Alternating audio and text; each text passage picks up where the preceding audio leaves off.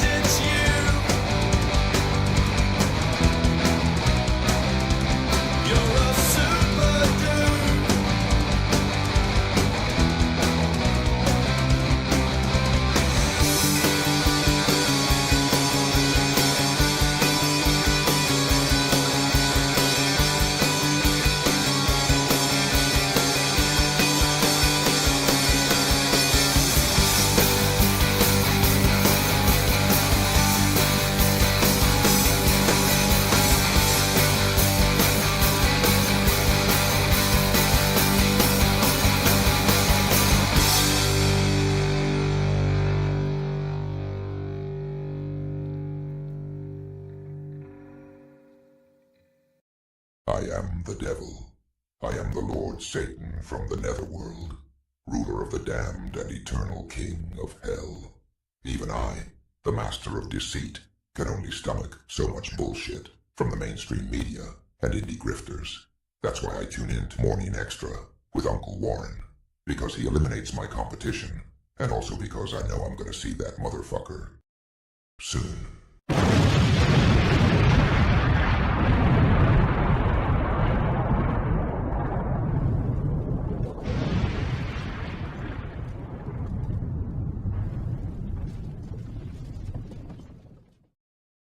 Deo,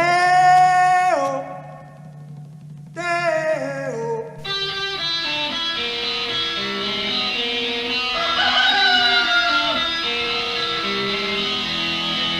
Baby's got a burger and a shooter and that shake it all go down. Baby's got a burger and a shooter and that shake it all go down. Corrosion to the thighs, erosion of her pride. Baby's got a shooter, baby's got corrosion now, corrosion now. Baby's got it. Brr, brr, brr. It be cold outside here. Outside in Chicago, it's 12 degrees. It's going to warm up to a balmy 21 this afternoon, so I'll be working on my George Hamilton tan. Good morning, everybody. I hope you are warm wherever the hell you are. And if you're in hell, you're probably warm, and you're getting really good internet reception. So kudos to you. You know, when life gives you lemons, yada, yada, yada. Let's shout out everybody today. We got a big show today. I say big because it's a lot of stories. Mostly bad news. So let me be your Debbie Downer to start your week. Miguel's here. Good morning, Miguel. We were playing around on the Rumble chat there with all the emojis there. That was nice. He's displaying different ones. I know Kick does have really good emojis too. Maybe we should start doing this on Kick too. Maybe I was thinking about doing this on Twitch, but I don't know. Maybe not. Anonymous is here. What's going on, my friend? Got a couple of people across the pond there, Moose, and Miss Jacqueline's over there too. Good to see you. Global doing his best Merriam-Webster impression in the chat with the word extra. I tell you, this show, the name is ExtraBulla, right? Well, that's the name of the channel. But ExtraBulla, which is right here, if you're looking, that's Latin for outside the bubble. It could also mean outside the pimple, but we're not dermatologists here. We're we're just a bunch of nuts that read the news. Miss Jacqueline, good to see you. I hope you're doing well, getting your smoky treat on. It is a treat. Max RJ off the top there. Good to see you, brother man. And of course, Chuck's Intergalactic UFO Show. Yes, buckle thy seatbelt, because this shit's gonna get bumpy. It ain't gonna be pretty. Global, I would just say, you might not want to do too many dictionary impressions, because they changed Merriam-Webster et al. Changed the definition of a vaccine a few years ago. So if they're willing to change that, hey, who knows what else they changed? Right. All right, folks, let's get to it. But first, two of our pals, of course, now need help.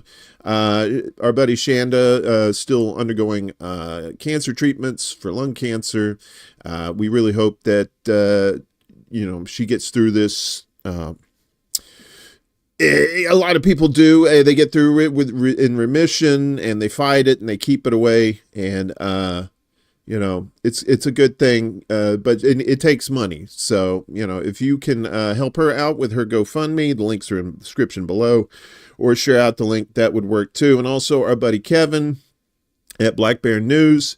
We reported this on Friday, but he had let us know on TikTok that his house in Altadena was one of the ones that got consumed by the Eaton fire. It was one of the fires there in LA. We're going to get to all that in a second, but he has a GoFundMe too. It's also down below in the description, plus his other donation links. So if you can help our guys and gals out, we appreciate it. Like I said, if you can't donate, if you can share out the links, that's almost as good. So it's still helping out. It's like shake and bacon. You helped. Miss Kate, Kamshwari Kate, how you doing, dear? Good to see you. Chanda did say that she's going live streaming this morning. Oh, good. Excellent. So, yeah, I think she wasn't for a while, and now she's back at it. That's good, because I know that chemo and the radiation therapies, it just takes it out of you. I know from my dad, he was one of these people. He was not a lazy man whatsoever, but when he was taking that stuff, he was just like, I can't do anything. I gotta, I'm just too weak, and it just gnawed at him. But, it's like, well, you're going through treatment, man. You don't have to do anything. Just, do what you can, do what you want to do if you're able to do it, but don't hurt yourself. Okay. It's not worth it, but it's good to see Chanda back in the saddle. So, let us, get to, what we were talking about just a second ago with, Kevin had been through. So we're talking, of course, we're talking about the LA fires. Fire crews race to contain the wildfires as the death toll is now at 24. And I believe that those numbers updated overnight. Wildfires raging in the city of LA have killed at least 24 people, according to officials, as firefighters race to put out the blazes before the return of strong winds that could fuel the flames again. The blazes burned for a 6th straight day on Sunday, reducing whole neighborhoods to smoldering ruins, leveling homes, and leaving an apocalyptic landscape. I'm sure you guys have seen the pictures. A lot of LA looks like Gaza. I'm not comparing the two, but I'm just saying I'm comparing the look from above, how everything is burned out and everything. It's just looks like Gaza, man. I'm not even gonna lie. At least officials say at least 16 people remain missing. More than 100,000 people have been forced to evacuate, while 12,000 structures have been damaged or destroyed. And here's a look at the some of the fires here. So the Sunset Fire is 100% contained. This was the one that was closest to the Hollywood sign over here. Meanwhile, the Eaton fire, like we said, that took Kevin's house, it's still only 27% contained. And the Palisades fire, my God, only 13% contained. And this is started, last Tuesday. So, LA County had another night of unimaginable terror and heartbreak. LA County Supervisor Lindsay Horvath said yesterday, according to the LA County Coroner's Office, the 24 deaths included 8 from the fires in the Palisades on the western side of town. The remaining 16 died in the Eaton fire in the foothills east of Los Angeles, the office said. So, Kevin, I'm sorry your shit got burned down, but I'm glad you got out, brother, because ain't nobody's shit worth dying over. Robert Luna, the LA County Sheriff, said 12 people were missing within the Eaton fire zone and 4 from the Palisades fire. He said that no children among those reported missing. That at least that's good.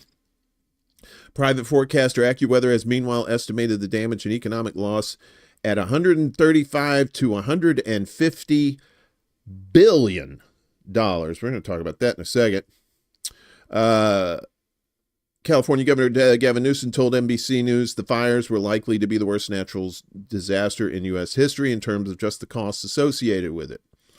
To help expedite the monumental rebuilding effort ahead, the governor signed an executive order that temporarily suspended environmental regulations for destroyed homes and businesses. On Sunday, aerial firefighters, some of them scooping water out of the Pacific Ocean. Yes, you have a fucking ocean. How are you out of water? Get every fucking helicopter with a scoop in the air. All right, I'm not a firefighter. Maybe I don't know what I'm talking about. Dropped water and retardant while land crews with hand tools and hoses held the line for the Palisades fire as it encroached on the upscale Brentwood section and other populated areas of Los Angeles. And hey, Rick, what's going on, brother? Good to see you.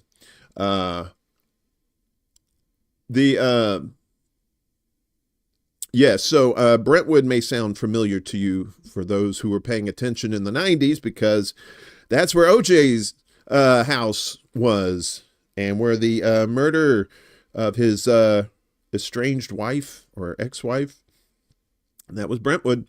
That fire has consumed 96 square kilometers, about 37 square miles, and stood at 11% contained. Now it's up to 13. The Eaton fire scorched another 22 square miles, and firefighters increased the containment to 27%, up from 15 day earlier. North of the city, the Hearst fire was 89% contained. 3 other fires had ravaged other parts of the county, were now 100% contained. The California Department of Forestry and Fire Protection, known as CAL FIRE locally, reported though areas within the containment lines may still be burning. So basically, your biggest fires is the Eaton fire and the Palisades fire. Hearst fire is pretty decent, but like I said, it's on its way to being contained. So basically, we're looking at these 2 areas right here, okay? Eaton and Palisades fire. So let me get back down here. My mouse is not acting right. Okay, so we got to there, okay. Firefighters got a temporary break from the weather this weekend as the Santa Ana winds, which reached hurricane force earlier in the week, finally eased. But that's only temporary. The dry winds originating from the inland deserts had fanned flames and blue embers up to 2 miles ahead of the front lines. That's another thing too. It's just like you're trying to contain these. Hey, what's up, Desert Mantis? You're trying to contain these fires, but you have these embers that go up into the air and they get caught by the wind, and it's just like an express train takes those embers to other dry areas. And that's why they're having a hell of a time trying to keep this thing contained. But in an area that's not received any rain of note since April, holy shit, the National Weather Service forecast Santa Ana winds of 50 to 70 miles per hour would resume last night through Wednesday.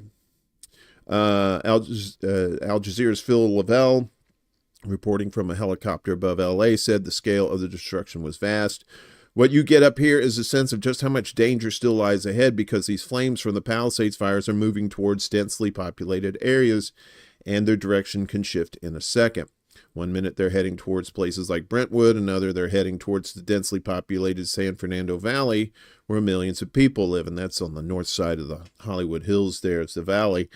I believe it is. Or maybe, no, I think that's it. I don't know. It's been a while since I lived there.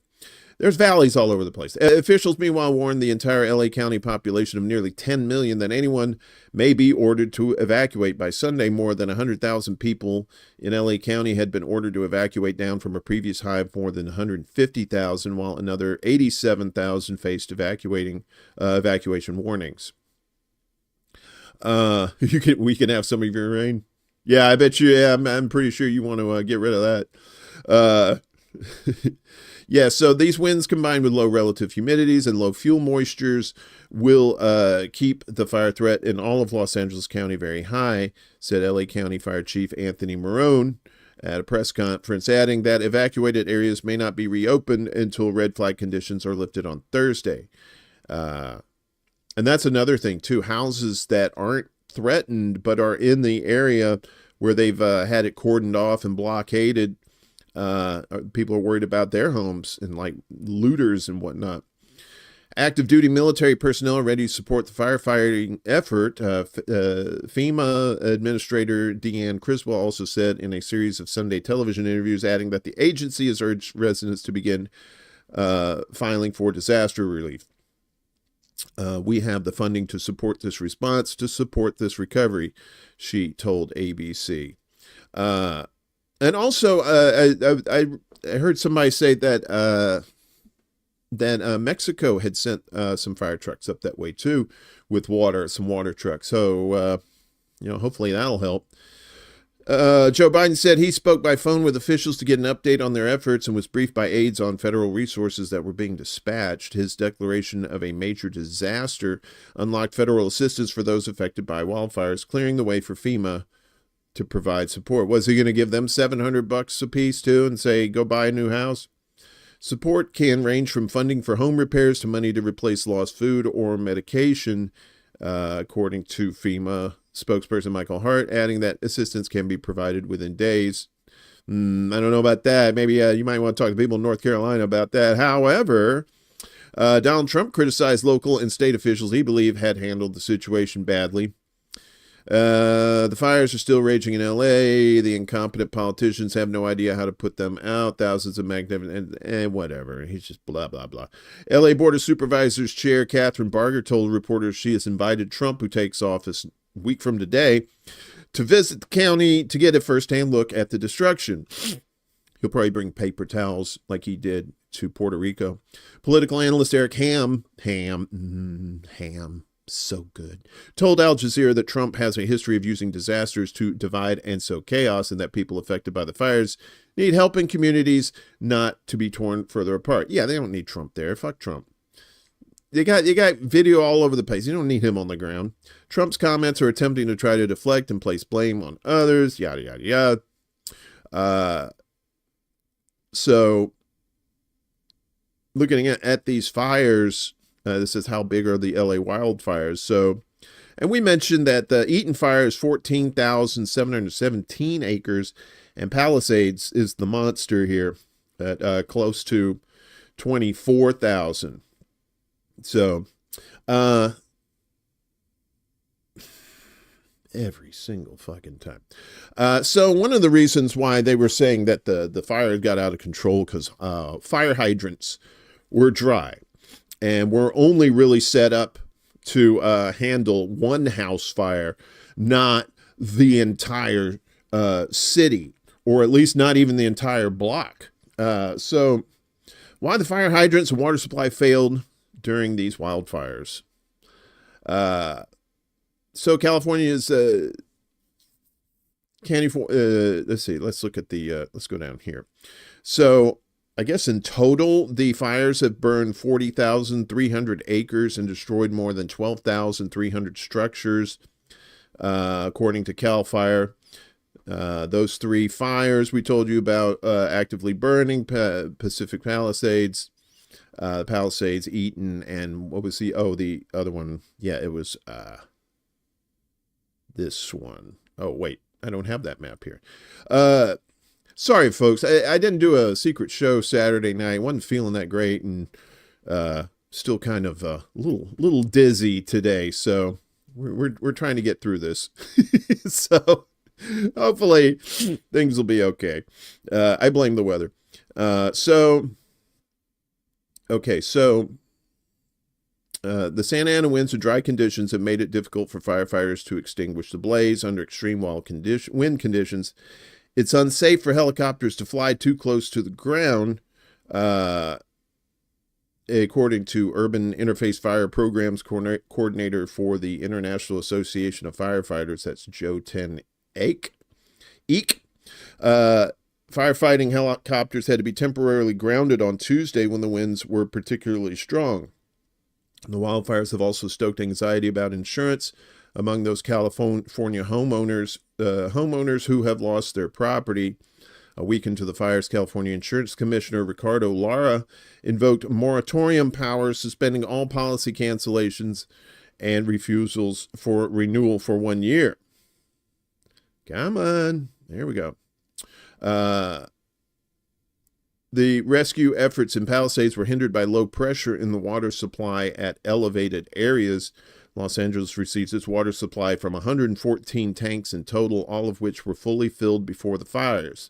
However, the 3 water tanks in the elevated Palisades were unable to be refilled due to high demand. On the morning of January 8th, last Wednesday, Janice Quinones, the chief executive of the LA Department of Water and Power, told reporters that water tanks in Palisades had been depleted. We pushed the system to the extreme, she said, adding that 4 times the normal demand was seen for 15 hours straight, which lowered our water pressure. The fire started in Pacific Palisades neighborhood on Tuesday, and 2 of the 1 million gallon tanks located at an elevation in the Palisades ran out late on Tuesday, so it didn't even last a day. By 3 a.m. Wednesday, the 3rd tank had also run out. Water reserves were located at a lower elevation, which made it difficult to refill the high elevation tanks. Yeah, when you have those hills and shit like that, and you have to deal with and these are steep hills too. This ain't like, some country bullshit that you can just walk up and down. Quinones said fire hydrants are built to extinguish fires from 1 or 2 houses at once, not hundreds of them. On Thursday night, firefighters stopped tapping into fire hydrants at all. And then the next day, that's when Governor Newsom called for an independent investigation into the water shortages during the wildfires. And I don't really know the specifics on why those things were dry. I know there's a shit ton of people in this space who are pondering that and talking about that. I don't have all the facts, so I don't really want to get into it if I don't have to. Because I don't really know. I'll tell you, it's just greed, right? It's Nestle and the fucking almond farmers that are using all that goddamn water. And apparently they're stealing water from Minnesota. It's crazy what's going on there. So Trump blamed Newsom for damage caused by the fires. Yeah. Look, I don't have Trump derangement syndrome, but I'm not going to pay that fucker any lip service either. Unless it's like official shit. Lack of water also has been criticized by others. LA Fire Chief Kristen Crowley, who initially thought she was fired or that she quit, but she did not. She said when firefighters arrive at a hydrant, they expect water to be available. However, others have dismissed Trump's allegations that California's water policy is to blame. Instead, the shortages happen because LA is simply not designed to bear a fire incident as large and intense as the one that is ongoing in Palisades and elsewhere, they said. Well, they need to figure out a way to use the fucking Pacific Ocean. I think that's probably what they need to do, is have some sort of backup system where it's like when all this shit fails, like it's going to fail again, at least they'll have the ocean to pump water out of. I don't know how the physics work on that, but, I'm not a physicist. That's what they pay the scientists for. What's up, CBC voter? Good to see you. SoCal has ample water stored, says Mark Gold, the Water Scarcity Solutions Director at National Resources Defense Council and a Southern California Metropolitan Water District board member. So wordy. It doesn't matter what's going on at the Bay Delta or the Colorado River or Eastern Sierra right now, Gold said. We have all this water in storage right now. The problem is when you look at something like firefighting, it's a more localized issue on where your water is. Do you have adequate local storage? Large urban fires can cause damage to water pipes, causing them to leak great amounts of water. Andrew Welton, an engineering professor at Purdue, told the AP, when are the Santa Ana winds going to stop? Never! These hot, dry gusts blow from the interior of the region towards the coast and offshore. They dry out vegetation, making it very flammable. It's that wind that's coming out of the desert, and that is just some dry-ass air, and then it just just like a succubus, it just goes through there and sucks all the moisture out of everything and makes it dry.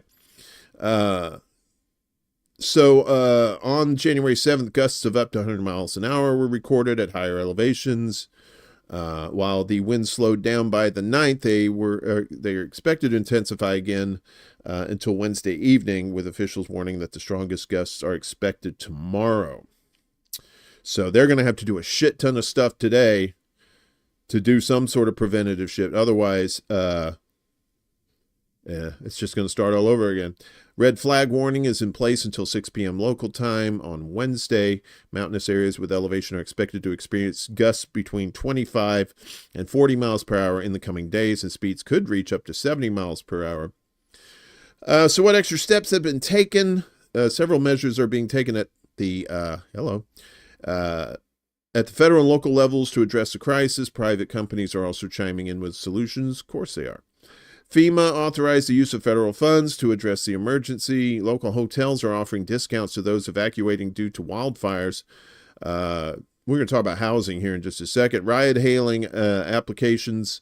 LA Metro and telecommunications providers are also offering limited free services to those affected by the fires in the area. There are about 14,000 firefighters from California and 8 other states, alongside Canada and Mexico, on the ground. Additionally, 1,400 fire engines and 84 aircraft have been deployed as part of the wildfire response. So strong winds funneled through mountain valleys have fueled the flames. That's what happens. You get these dry winds that are pretty gusty, and then when that wind goes through a valley or narrow openings between hills and stuff like that, it compresses and becomes more potent, right? It's just kind of like a funnel effect. It just takes that air and just funnels it into a more destructive kind of force. Stephen Pine, emeritus professor at Arizona State University School of Life Sciences, said wind is the first challenge to overcome. The fires are not over, and they won't end until the winds die down, not just the Santa Ana winds over and down the mountains, but the local winds that will move in as the Santa Anas retreat. And don't forget, you have the sea breeze, too. The knock-on effects will last for years, Pine added. To clean up after the fire, he said, will be a long and expensive process. Like we said, it's about $150 billion. He noted that modern houses are filled with toxic plastic and electronics. What is even more alarming is that California has become more susceptible to fires, and fire season has stretched longer. Newsom said in a video he posted on the tweeters on the 8th that there's no longer a fire season in California. It's year-round in the state of California. Yep. And like I said, when you've got Nestle and you've got all these almond farmers and you've got all this fuckery going on with the bureaucracy surrounding the water, you say, well, it's water. And let me just fill you in from a biological perspective too. So water is very important. If you don't have water within 3 days, you're dead. So maybe we should make water like public. Maybe not privatize it, and maybe not sell it to Nestle. I don't know. I say silly things. Meanwhile, advocates there are demanding eviction moratorium and rent freeze as LA landlords cash in on the crisis. You know these fuckers were going to cash in on it. What's up, Bella? Good to see you. Greedy landlords. That's what we call redundant. With some Los Angeles area landlords jacking up rental listing prices by 50% or more as historic wildfires rage, housing advocates in the nation's second largest city are calling for an immediate eviction moratorium and rent freeze. As California authorities have noted in recent days, state penal code, Section 396, prohibits taking unfair advantage of consumers during times of emergency or disaster. Landlords cannot raise rent by more than 10% of the price immediately prior to the emergency. Democratic Governor Gavin Newsom declared a state of emergency last Tuesday. It's called price... Come on, mouse. What is wrong with you? I think my mouse is haunted. It's called price gouging, California Attorney General Rob Bonta, also a Democrat, said during a Saturday news conference. It is illegal. You cannot do it. It is a crime punishable by up to a year in jail and fines. Ooh, a year in jail and fines. Meanwhile, they could be making boatloads of money. I don't think that's going to deter them. That isn't stopping some landlords from trying to profit from the deadly wildfires. Tenant rights advocate Chelsea Kirk, the director of policy and advocacy at the LA-based Strategic Actions for a Just Economy, has created an open database of more than 100 Zillow listings in which landlords have raised asking prices for rents by more than the legal limit, and in some cases by over 50 or even 75% more. Activists said there are 2 related things officials can do right now to mitigate the disaster's impact on renters. We need a rent freeze and eviction moratorium, the anti-capitalist collective People's City Council Los Angeles said on social media. I follow those guys. No Olympics LA said LA City Council needs to implement a rent freeze now. Price gouging in the wake of disaster is unacceptable. This is simple and could be done immediately, but will LA leaders even propose it?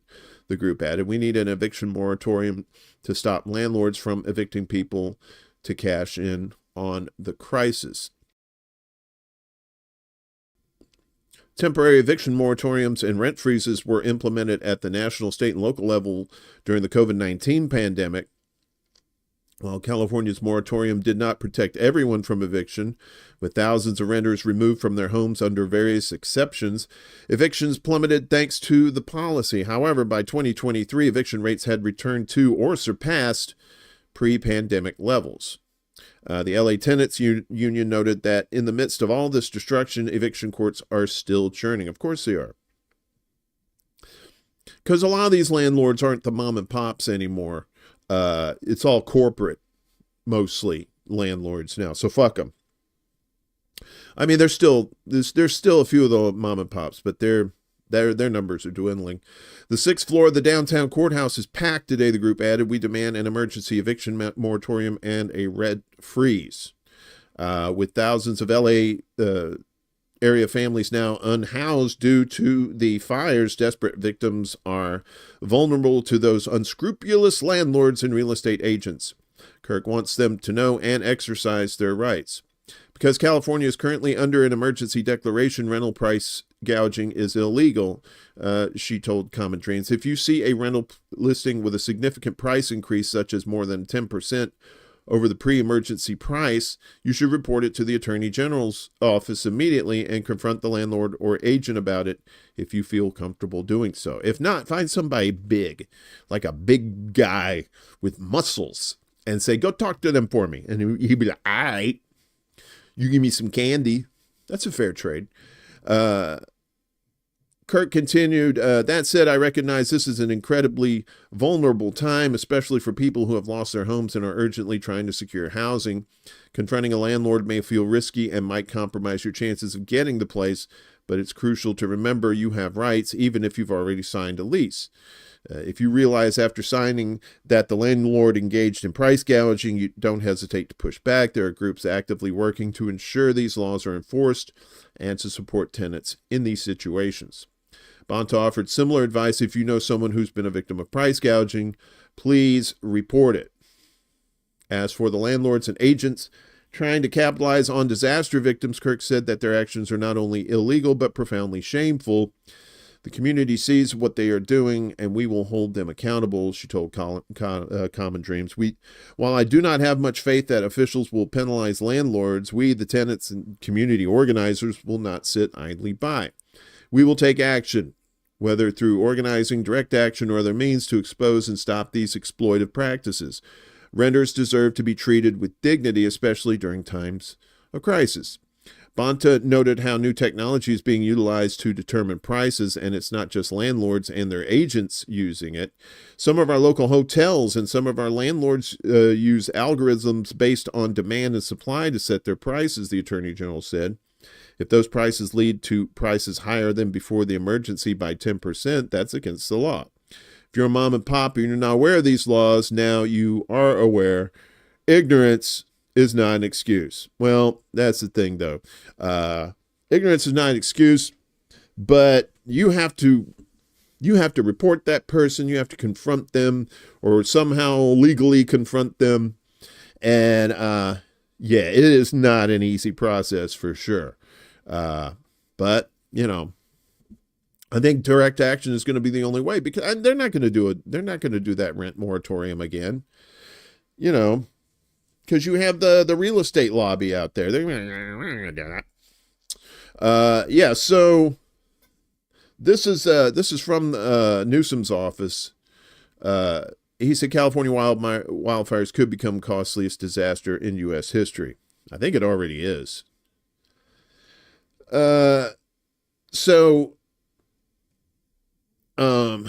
California facing a catastrophic wildfire season. Governor Newsom stated on Sunday that the destruction and economic toll could make it the most expensive disaster in U.S. history. I think it will be in terms of just the costs associated with it, in terms of the scale and scope. To address the crisis, Newsom signed an executive order aimed at expediting the recovery process for fire victims. The order is designed to eliminate delays in permitting, allowing those who lost their homes and businesses to rebuild more efficiently. Doesn't this just smell of what is it, Lahaina in Hawaii? It seems like it's the exact same thing. When the fires are extinguished, victims who have lost their homes and businesses must be able to rebuild quickly and without roadblocks. The executive order I signed today will help cut permitting delays, an important first step in allowing our communities to recover faster and stronger, Newsom explained with his haircut.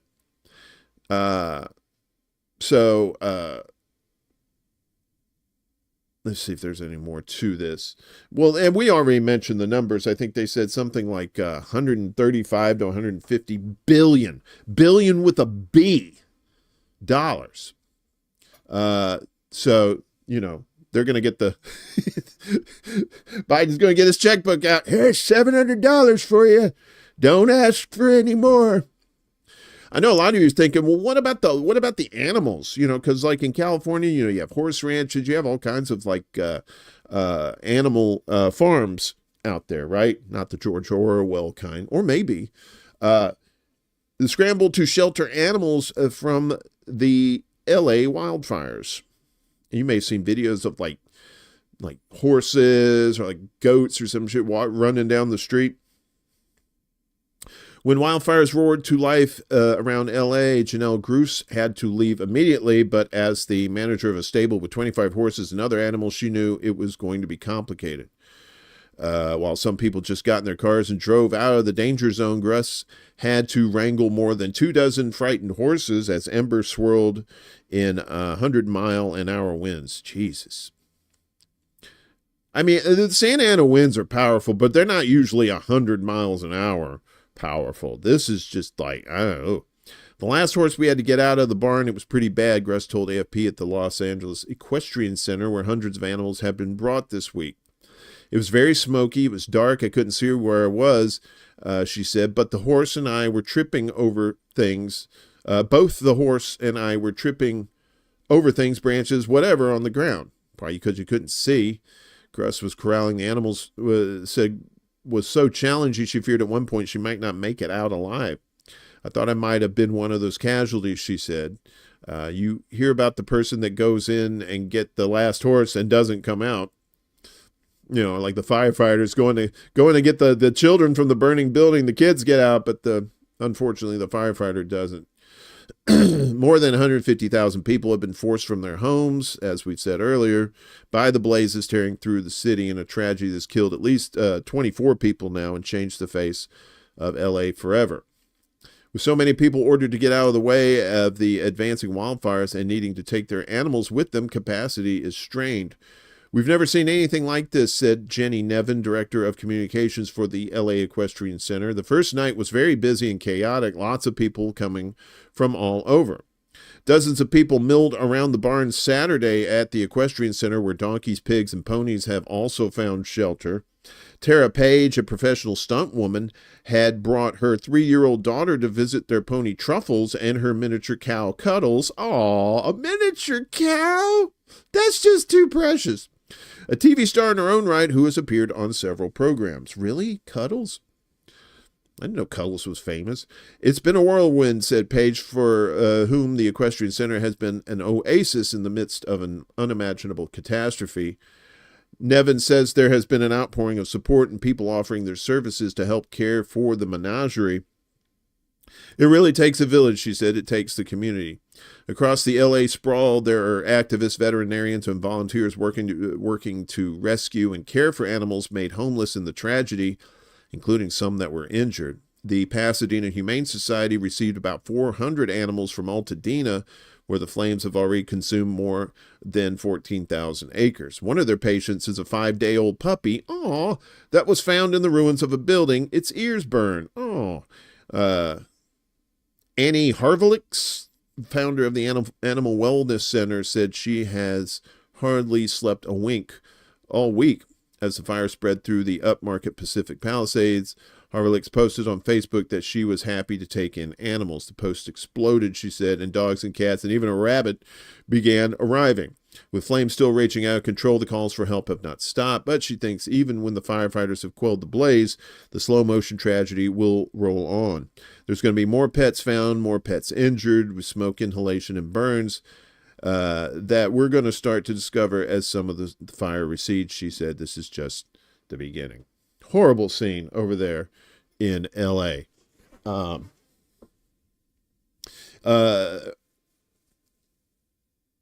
Reaching 0.35 degrees Celsius per decade by the early 2030s and going up from there.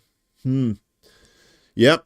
I mean, it's climate change, and I guess you can argue about how the climate is changing, whether it's naturally or man-made or a combination of both, but it is changing. Like I said, these Santa Ana winds are not supposed to be 100 fucking miles per hour. You're not supposed to have a goddamn tornado coming through there. The Santa Ana winds are supposed to be mildly inconvenient and every once in a while knock over your trash can. That's it. Not some 100 miles an hour, Sharknado shit, right? So up the coast in Oregon, I believe this is on Friday, the largest healthcare strike in Oregon history begins as thousands picket at Providence hospitals. And we need more of this, too. Some 5,000 hospital healthcare workers walked off the job Friday as they picketed all 8 Providence hospitals in Oregon in what the State Health Workers Union described as the largest healthcare strike in Oregon history and the first to involve doctors. Most of those participating in the open-ended strike are nurses, but in a rare move, dozens of doctors at a Portland hospital and at 6 women's health clinics are also partaking, making it the state's first physician strike, according to the Oregon Nurses Association Union. The strike came after more than a year of negotiations failed to produce an agreement over staffing levels, pay, and benefits. The union has described chronic understaffing as detrimental to patient care and has called for its members to have reduced caseloads, increased wages, and improved benefits. Particularly after the pandemic, too. I know they just really had enough. Providence says it has made offers for pay raises and been fully committed to reaching an agreement. Providence said it expected up to 70 doctors to strike at Providence St. Vincent in Portland, including hospitalists, obstetrics hospitalists who provide care for pregnant women, and palliative care physicians working with patients with serious illness or injury. Providence added that surgeons and emergency doctors were not on strike. So if there was an emergent, there would be somebody to help. There's just not as many people because the rest of them are on strike. Oregon Governor Tina Kotek on Friday urged the two sides to return to the bargaining table. Providence wasted 10 days when they could have been at the table making progress towards a comprehensive solution of their labor dispute. Governor Kotek said in a statement, "We must take care of the people who take care of Oregonians. All hospital staff deserves a fair contract. All people deserve a fair contract. No matter what you're working, you should get a fair contract." In response, Providence said it spent those days recruiting and preparing 2,000 temporary nurses, scabs, to care for patients at its 8 hospitals. "We take our responsibility to maintain hospital operations seriously," Providence said in a statement. "Each time we've had a strike, we've needed all 10 days to prepare our hospitals to care for the community from the moment our nurses walk out. And this time, it's even more complex because the strike is larger and there is no replacement workforce for physicians." In addition, in anticipation of the strike, Providence has said last week that it would start limiting admissions and capping the number of patients at the Portland hospital. "We will defer or reschedule procedures requiring hospitalist support as needed, and we anticipate longer delays in our emergency department and more ambulance divert," Raymond Moreno, chief medical officer at the hospital, said in a news release. Multiple Oregon lawmakers have expressed support for the healthcare workers on strike. The hardworking nurses, doctors, and staff on strike today at Providence deserve a workplace that treats them like the healthcare heroes they are, U.S. Senator Ron Wyden said Friday on the Tweeters. Providence that it was preparing to said that it was preparing to continue bargaining. Yes, I understand. Like in situations, you don't want nurses and doctors to go on strike, right? So what a lot of these hospitals will try to do is point the blame towards the doctors and the nurses. They'll say, "Oh, look at them! You know, I thought they took a Hippocratic oath. I thought they were in this to help people and not for the money." It's like, but then you look at the other side. It's like, no, well, yeah, we're not in it for the money. We would like some money. We'd like money in order to live, in order to keep continuing to do these jobs, and that's the thing. It's like, but you know, if we had free health care, maybe we wouldn't have those problems. I don't know. Maybe I'm just a little pie in the sky there. So we told you on Friday that Trump got sentenced to nothing. Basically, he basically got one of these. Oh, and a bad mark on his record. He got a stain, a blemish on his record. So that's how justice works when you've got a shit ton of money like that. So, but his prosecutor is saying, "Fuck it, I'm out." Special Trump prosecutor resigns from U.S. Justice Department. There he is. There's your favorite. That's the shit lib king right there. They so wanted to get him. They so wanted him so bad. Jack Smith, the U.S. Justice Department special counsel who oversaw criminal investigations involving Donald Trump, has resigned from office. Womp womp. He resigned from the Justice Department after submitting his 2-volume investigative report on Trump, which he and his team had commenced in November 2022. What is going on? Come on, let's do this. Yeah, let's try that. Following Trump's re-election in the November U.S. presidential vote, Smith's likely resignation was predictable by experts. The move came just days ahead of the president-elect's inauguration ceremony scheduled on Monday, marking Trump's official return to the White House. Smith, who had led 2 failed federal criminal cases against Trump, separated from the department, the DOJ announced on Saturday.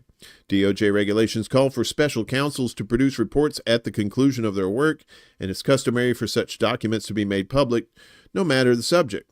However, the fate of Smith and his team's 2-volume report, which probes Trump's efforts to overturn the results of his 2020 U.S. presidential election, alongside his hoarding of top-secret documents at his Mar-a-Lago home, remain under a cloud of uncertainty. The DOJ has been expected to release the investigations to the public in the final days of the Biden administration. However, a Trump-appointed judge who presided over the classified documents case granted a defense request to at least temporarily postpone the release. Attorney General Merrick Garland, in a letter to Congress on Wednesday, informed lawmakers that Special Counsel Smith had concluded his investigation on Trump and they would be made public.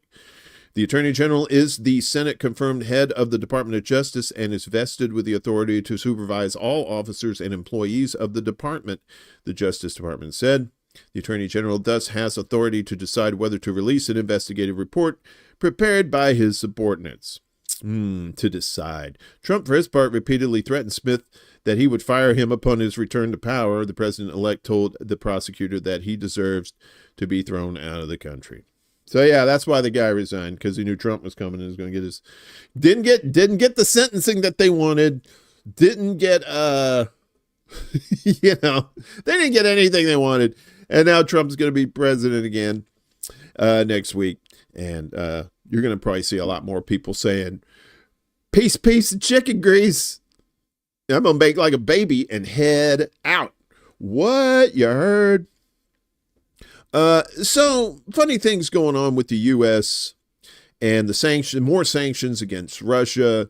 And it seems like these sanctions never hurt Russia. They always seem to backfire. It's like some Wile E. Coyote thing, like where he straps a rocket to his back and then the Roadrunner zips by and then he lights the rocket and then he ends up crashing into a mountain. That's what these sanctions seem to be doing, at least for Russia. As Russia says, U.S. risks global energy instability with new sanctions. Moscow on Saturday accused the U.S. of being ready to risk global energy instability with new wide-reaching sanctions on Russia's energy sector. The U.S. and the U.K. on Friday announced new sanctions against Russia's energy sector, including oil giant Gazprom Neft, which was the name of my alt-rock band in college, just days before President Joe Biden leaves office. Moscow's foreign ministry said in a statement that on the eve of Biden's inglorious time in power, Washington was trying to cause at least some harm to Russia's economy, even at the cost of destabilizing world markets. Of course, Washington's hostile actions will not be left without reaction, it added. In a reference to the California wildfires, Moscow accused Biden's administration of leaving behind scorched earth or total destruction. Literally leaving behind scorched earth for incoming U.S. President Donald Trump, since he cannot cancel the sanctions without congressional approval. Kremlin spokesman Dmitry Peskov earlier told reporters that the Biden administration was trying to leave Trump as heavy a legacy as possible.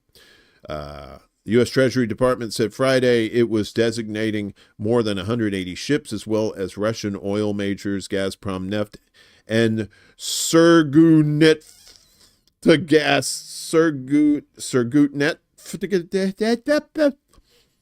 fulfilling the G7 commitment to reduce Russian revenues from energy. Man, I was doing so good with the names today.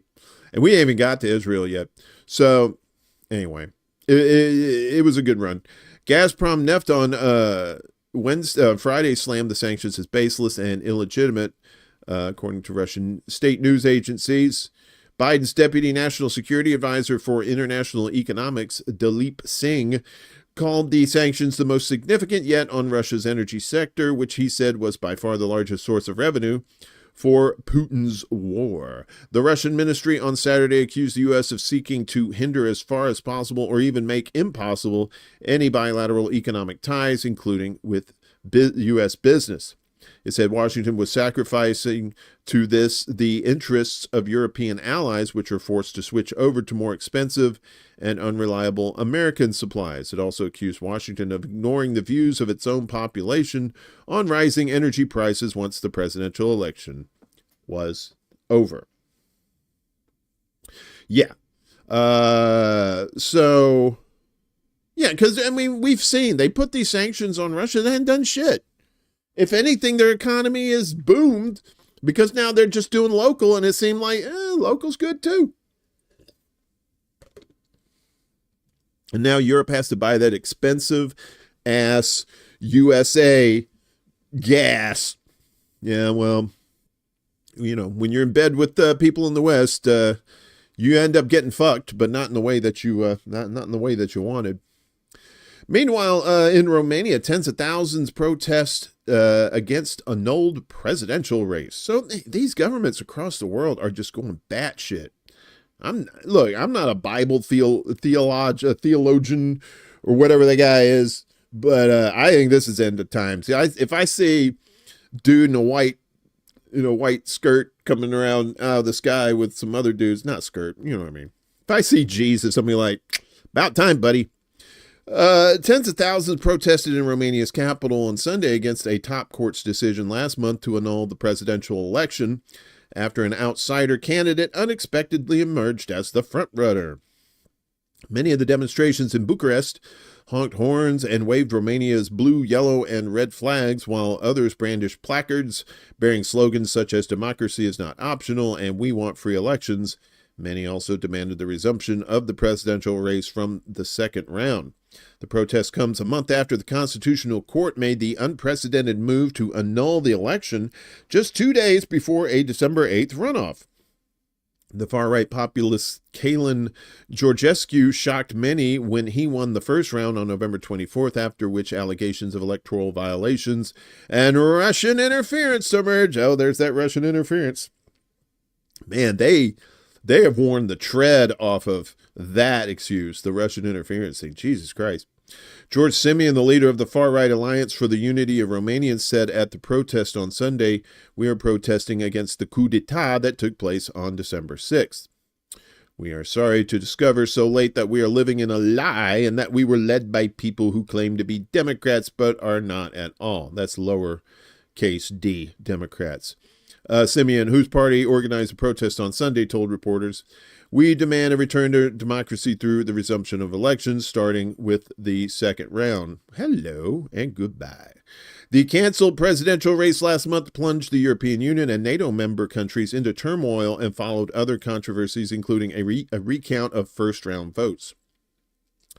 New dates have been set to rerun the vote, with the first round scheduled for May 4th. If no candidate obtains more than 50% of the ballot, a runoff would be held 2 weeks later on May 18th. It is not yet clear whether Georgescu will be able to participate in the new election. Georgescu has since challenged the court's decision at a local appeals court and lodged a complaint at the European Court of Human Rights. The Constitutional Court's published decision to annul the election cited the illegal use of digital technologies, including artificial intelligence, interesting, as well as the use of undeclared sources of funding. Georgescu had declared zero campaign spending. He used magic instead. I'm magic. Many observers attributed Georgescu's success to his TikTok account, which now has 7.2 million likes and 646,000 followers. Some experts suspected Georgescu's online following was artificially inflated when Romania's top security body alleged he was given preferential treatment by TikTok over other candidates. Oh, TikTok, you dirty, dirty bird. On Friday, another protest in Bucharest was attended by thousands who also expressed anger over the canceled presidential race. Yes. Fuckery afoot. As we go to Croatia, Croatia's President Milanovic wins another term after defeating ruling party candidate in a runoff.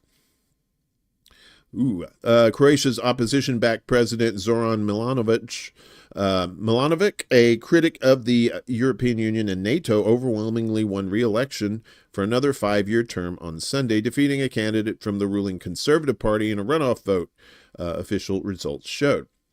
Milanovic won more than 74% of the vote compared to his challenger, Dragan Primorac. God, that sounds like a Game of Thrones character, who received nearly 26% according to the results released by Croatia's state election authorities after more than 99% of the ballots were counted. The results present a major boost for Milanovic, who is a critic of Western military support for Ukraine in its war against Russia. Milanovic is also a fierce opponent of Croatia's conservative Prime Minister Andrej Plenković and his government. In a speech after the results were released, Milanovic said his victory was a sign of approval and trust from the voters, but also represented a message about the state of affairs in the country for those who need to hear it. "I am asking them, the government, to hear it," said Milanovic. That is what the citizen wanted to say. This is not just support for me. Milanovic is the most popular politician in Croatia and is sometimes compared to U.S. President Donald Trump for his combative style of communication with political opponents. His triumph sets the stage for a continued political confrontation with PM Plenković, with whom he sparred during his first term. Milanovic also won comfortably in the first round of voting on December 29th, leaving Primorac, a forensic scientist who had unsuccessfully run for president previously, and 6 other candidates far behind. The runoff between the two top contenders was necessary because Milanovic fell short of securing 50% of the vote by just 5,000 votes, while Primorac trailed far behind with 19%. The election was held as Croatia, which has a population of 3.8 million, struggles with biting inflation, corruption scandals, and a labor shortage. Upon voting yesterday, Milanovic again criticized the EU as in many ways non-democratic and run by unelected officials. The EU position that if you don't think the same as I do, then you're the enemy amounts to mental violence, Milanovic said. "That's not the modern Europe I want to live and work in," he said. "I will work on changing it as much as I can as the president of a small nation." Milanovic served as prime minister in the past with a mixed record. He regularly accuses Plenković and his conservative HDZ of systemic corruption, while Plenković has labeled Milanovic pro-Russian There we go. Got to get the Russian in there. And a threat to Croatia's international standing. Political analyst Vyacheslav Rayos said the increasingly outspoken Milanovic has no motive to try to please someone or try to control himself. Come on. If there was no cooperation with the prime minister for the first 5 years of his presidency, why would there be now? Though the presidency is largely ceremonial in Croatia, an elected president holds political authority and acts as a supreme military commander. Milanovic denied he is pro-Russian, but last year he blocked the dispatch of 5 Croatian officers to NATO's mission in Germany called Security Assistance and Training for Ukraine. He also pledged he would never approve sending Croatian soldiers as part of any NATO mission to Ukraine. Plenkovic and his government say there is no such proposal. Despite limited powers, many believe the presidential position is key for the political balance of power in a country mainly governed by the Croatian Democratic Union, or HDZ, since gaining independence from Yugoslavia in 1991. Primorac entered politics in the early 2000s when he was science and education minister in the HDZ-led government. He unsuccessfully ran for the presidency in 2009, and after that mainly focused on his academic career, including lecturing at universities in the United States, China, and in Croatia. So good for Croatia. At least they seem to somewhat have their shit together. Bella, are you cursing? What's with the... Oh, those aren't things. You're just putting the thing. Okay, cool. Singobiz on Rumble. Hello, Singobiz. I'm confused about things. That's okay. That's normal. So in the UK, not good. Ex-U.S. defense minister arrested in pedo sting. He's a pedo. So, and this is the person in question here. I think we can get up there. No, we're not going to do that? Okay. This computer. There he is. He's a what? Me? No, I'm not that guy. Maybe. No, I'm not. Former Labour MP and Undersecretary for Defense Ivor Kaplan has been arrested after being confronted by an activist group of pedophile hunters who accused him of trying to court a 15-year-old boy, officials have confirmed. On Saturday, clips emerged on social media of a man resembling Kaplan being confronted by members of the Stop Stings vigilante group at a railway station and later being handcuffed by police. The group told The Sun that it had arranged a meeting with Kaplan while posing as an underage boy. The leader of Stop Stings, Dean Rowland, claimed that the activist had done a lot of research before this meeting took place. We've been speaking to the individuals for months over WhatsApp, he noted, adding that all of the evidence has been handed over to the police now, and we hope that justice will be done. As the activists were pressing Kaplan on the alleged messages, the ex-MP denied any wrongdoing, insisting that he was not going to meet any children. Following the controversy, Sussex police confirmed that a local 66-year-old man was arrested on Saturday, January 11th, and currently remains in custody. This is an ongoing and active investigation. Ivor? I don't know what the fuck this name is. Kaplan, a self-described LGBT patron, served as the MP for Hove from 1997 to 2005 and held the role of Parliamentary Undersecretary of State for Defense under Tony Blair. He was previously suspended from the Labour Party in June 2024 due to undisclosed serious allegations. In the days leading up to his arrest, Kaplan publicly criticized tech billionaire Elon Musk for comments directed at UK Prime Minister Keir Starmer and MP Jess Phillips. Musk had accused Starmer of failing to prosecute child grooming gangs, mainly consisting of Pakistani men, during his tenure as Director of Public Prosecutions, and labeled Phillips a rape genocide apologist for rejecting calls for a public inquiry into historic child abuse. Kaplan described Musk's remarks as completely and utterly unfounded and labeled them unacceptable. The tycoon responded to the news of Kaplan's arrest by writing, "What a creep." Which is kind of funny coming from one creep to another, right? So, for the longest time, there was, I remember back in the 90s when gays in the military wanted to be recognized. They just wanted to serve, right? And that's when Clinton issued Don't Ask, Don't Tell, basically saying, yeah, you can be gay, just don't tell anybody. And, don't be gaying it up, as they say, right? Paraphrasing, but that's basically what it was. They didn't want homosexuals outed in the military. So now the Vatican is welcoming gay priests. So Vatican has given gay men the go-ahead to become priests, provided they remain celibate and refrain from promoting, quote, gay culture, unquote, according to a directive published by the Italian Bishops' Conference on Thursday. The document was agreed by the CIE, that's the conference, in November and published on Thursday with authorization from the Vatican. It will remain in force for a trial period of 3 years. It states that persons with homosexual tendencies wishing to join the clergy must commit to celibacy as their heterosexual counterparts also do. However, the document continues, the church cannot admit to the seminary and to holy orders those who practice homosexuality, present deeply rooted homosexual tendencies, or support the so-called gay culture, unquote.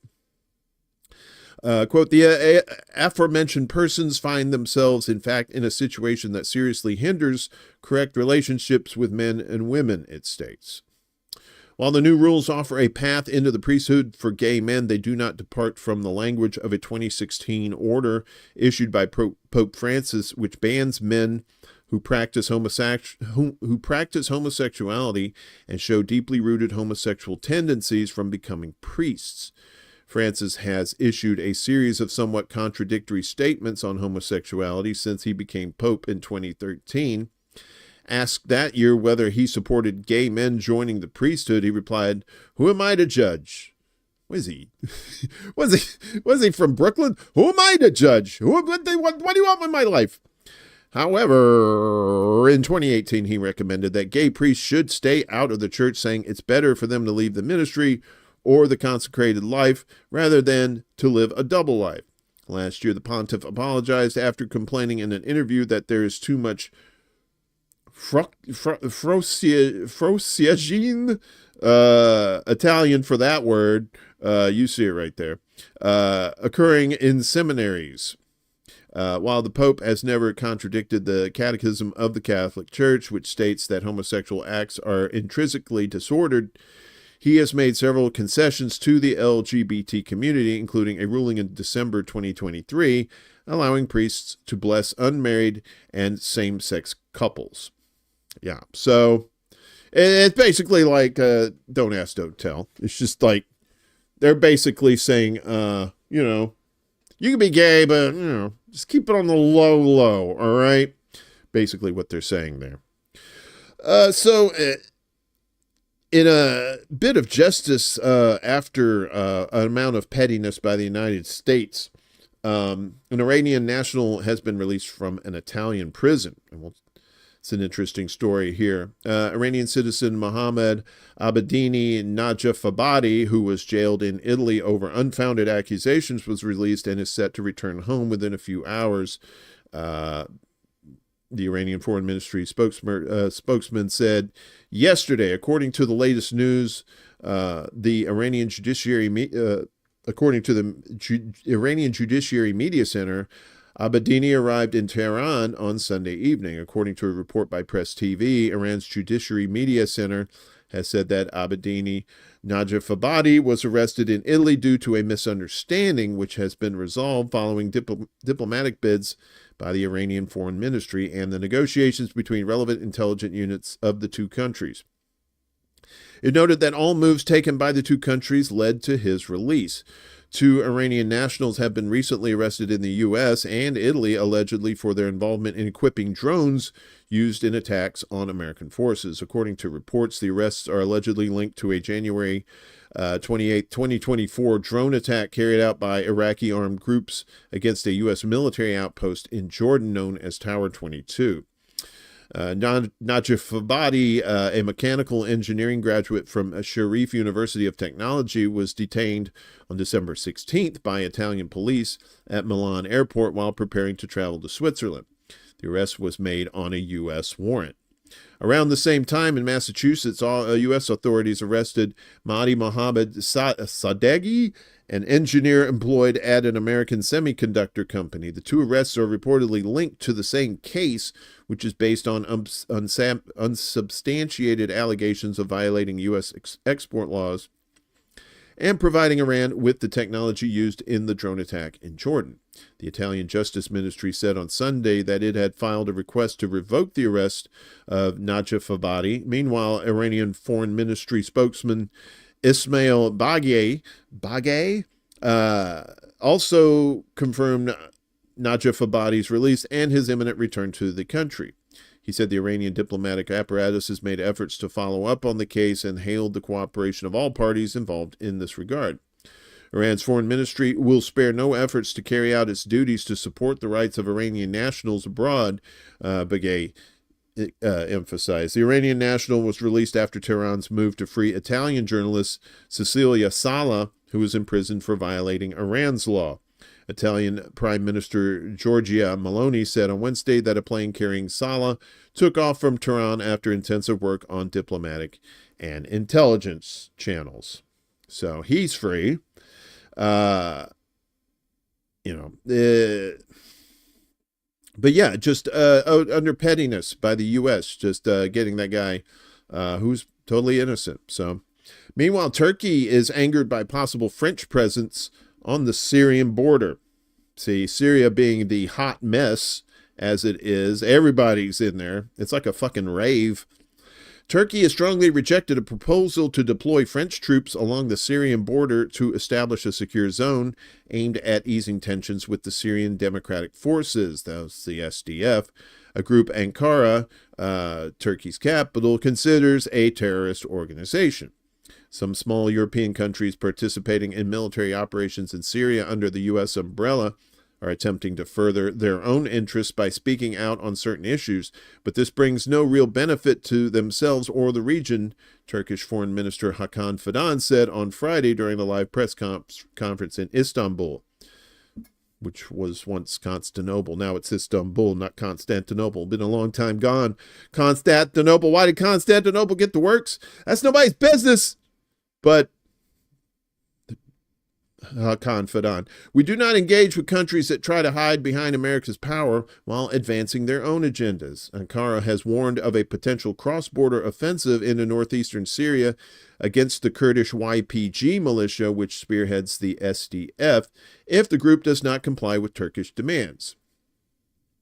Fidan reiterated that foreign fighters within the SDF, which is supported by the U.S., must leave the country, along with cadres from the Kurdistan Workers' Party, the PKK, even if they were Syrian nationals. Turkey views the YPG as an extension of the PKK, which has nothing to do with Michael Jackson's PYT, which was a pretty young thing, and I'm pretty sure none of these people are attractive. A Kurdish militant group that has waged a 40-year insurgency against the Turkish state. Although the French government has not publicly proposed guarding the Turkish-Syrian border, French President Emmanuel Macron Smeghead, what's up, buddy? Happy birthday.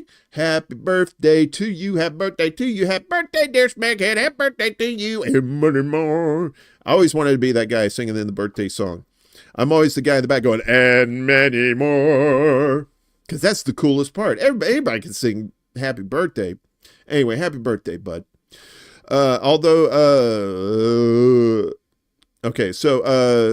Macron stated earlier this week that Paris would not abandon the SDF, which has been one of the many factions involved in Syria's 13-year-long civil war. The United States and France could indeed secure the entire border.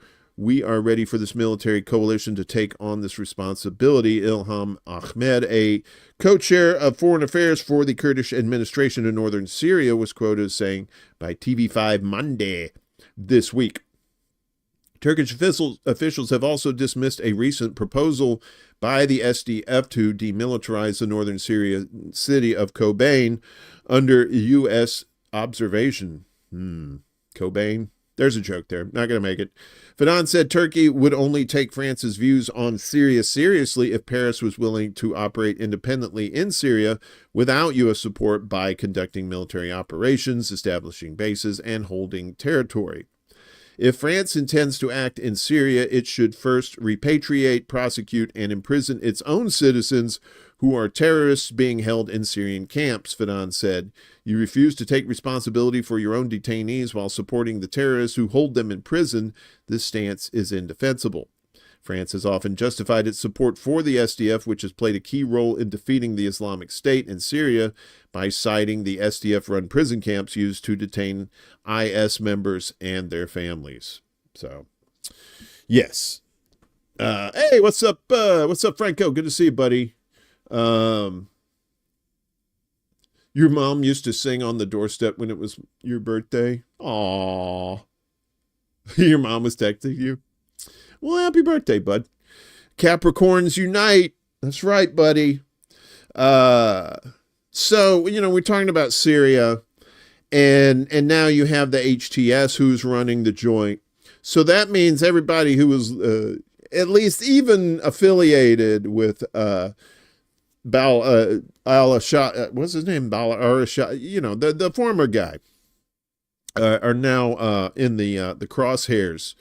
As fear grips Alawites in Syria's Homs, hundreds arrested, scores killed. In Syria's third city, Homs, members of ousted President Bashar al-Assad's Alawite community said they are terrified as new authorities comb their districts for remnants of the regime. Arresting hundreds. In central Homs, the marketplace buzzes with people buying fruit and vegetables from vendors in bombed-out buildings riddled with bullet holes, but at the entrance to areas where the city's Alawite minority lives, armed men in fatigues have set up roadblocks and checkpoints. People in one such neighborhood, speaking anonymously for fear of reprisals, said young men had been taken away, including soldiers and conscripts who had surrendered their weapons as instructed by the new Islamist-led authorities. Two of them said armed men stationed at one checkpoint, since dismantled after complaints, had been questioning people about the religious sect. We've been living in fear, said a resident of the Alawite majority Zara district. At first, they spoke of isolated incidents, but there's nothing isolated about so many of them. Since rebels led by HTS seized power on December 8th, the Syria's new leadership has repeatedly sought to reassure minorities they will not be harmed. But Alawites fear a backlash against their sect, long associated with the Assads. The new authorities deny wrongdoing, saying they are after former Assad forces. Shahadi Mayhoub, a former lawmaker from Homs, said he had been documenting violations in Zara. So far, I have about 600 names of arrested people in Zara out of more than 1,380 in the whole of Homs City, he said. Among those detained are retired brigadiers, colonels who settled their affairs in dedicated centers, lieutenants, and majors. But the majority are civilians and conscripted soldiers, he said. In the district of Al-Sabil, a group of officers were beaten in front of their wives, he added. Jesus. Authorities in Homs have been responsive to residents' pleas and promised to release the detained soon. He said, adding groups allied to the new rulers were behind the violations. Another man in Zara said he had not heard from his son, a soldier, since he was arrested at a checkpoint in the neighboring province of Hama last week. The Syrian Observatory for Human Rights War Monitor says at least 1,800 people, overwhelmingly Alawites, have been detained in Homs City and wider province. Across Syria, violence against Alawites has surged, with the Britain-based observatory recording at least 150 killings, mostly in Homs and Hama provinces. Early in the civil war sparked by a crackdown on democracy protests in 2011, Homs was dubbed the capital of the revolution by activists who dreamt of a Syria free from Assad's rule.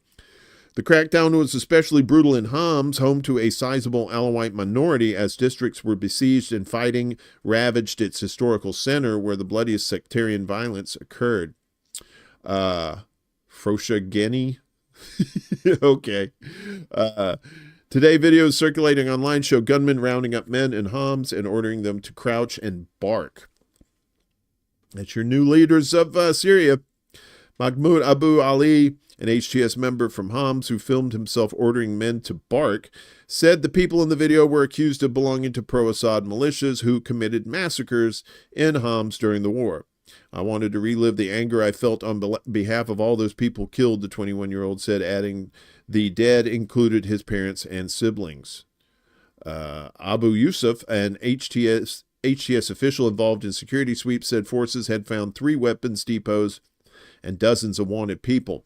Authorities said the 5-day operation ended Monday, but Abu Yusuf said searches were ongoing as districts have still not completely cleansed of regime remnants. We want security and safety for all, Sunnis, Alawites, Christians, everyone, he said, denying reports of violations. Fighters linked to the Islamist-led transitional administration are said to have publicly executed a local official on Friday, accusing him of having been an informant under ousted President al-Assad. The Syrian Observatory for Human Rights said fighters affiliated with the country's new rulers executed Mazen Knene on Friday morning, describing him as one of the best-known loyalists of the former regime. Fighters shot him in the head on the street in Dumar, a suburb of the capital Damascus, according to British-based Monitor. It said it was accused of writing malicious security reports that led to the persecution and jailing of many young men who were tortured in prison under Assad, whose rule came to an end December 8th. Anas Khattab, the new general intelligence chief, has pledged to overhaul the security apparatus, denouncing the injustice and tyranny of the former regime, whose agencies sowed corruption and inflicted suffering on so many people. I don't know, man. Sounds like come meet the new boss, same as the old boss. Yeah.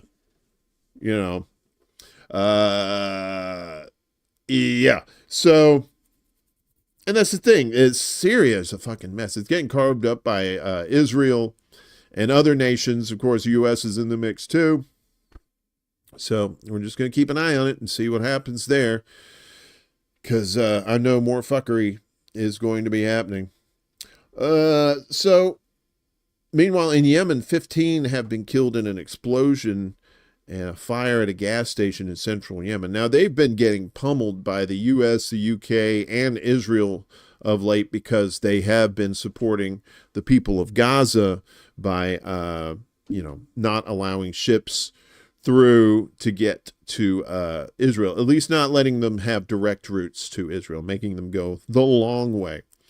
An explosion, and now this. So an explosion at a gas station triggered a massive fire in central Yemen, killing at least 15 people, according to health officials yesterday. The explosion occurred Saturday at the Zahir district in the province of Baida.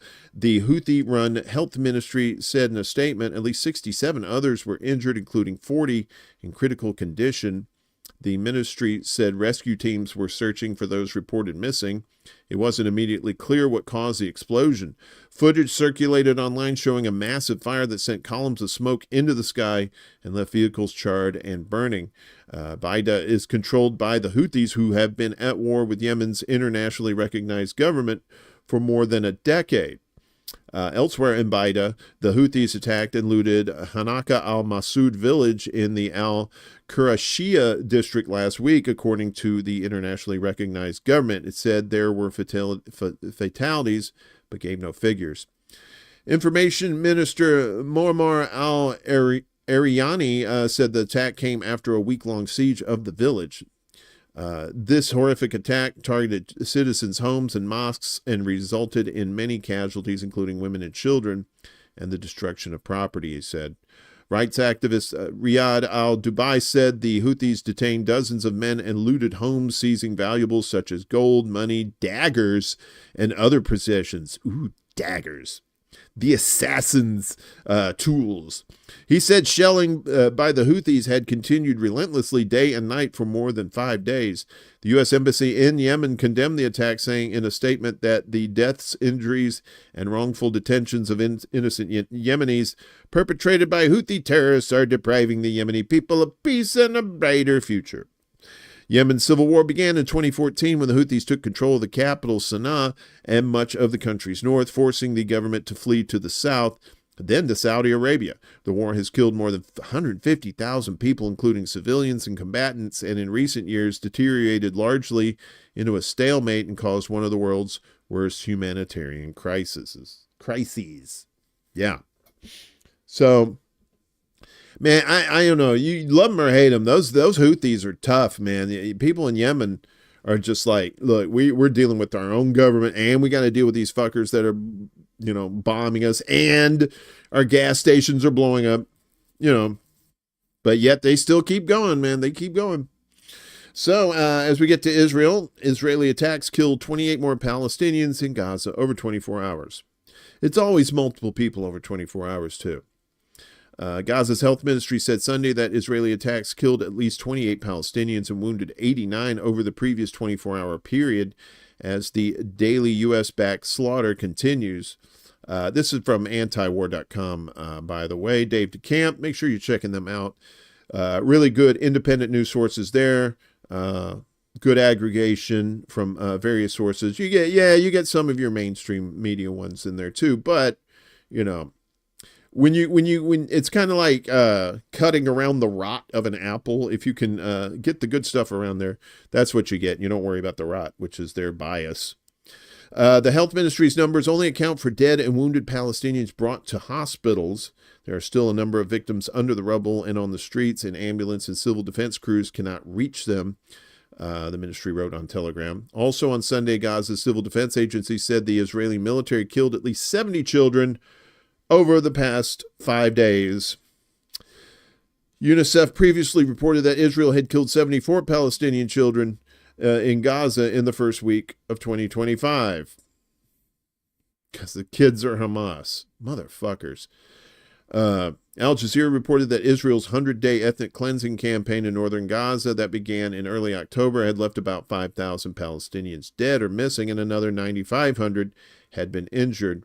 The ethnic cleansing campaign has involved a total siege on the northern Gaza cities of Beit Lahia, Beit Hanun, and Jabalia. Palestinian civilians were ordered to evacuate under the threat of death, either by bombing, shooting, or starvation. The Israeli military recently began escalating attacks on Gaza City, raising fears the ethnic cleansing campaign is moving further south. Despite the mass destruction in northern Gaza, the Israeli military is still facing resistance. On Saturday, 4 Israeli soldiers were killed by an explosive device in Beit Hanun. On Sunday, Israeli attacks included strikes on northern Gaza, killing several Palestinians in Gaza City and Jabalia.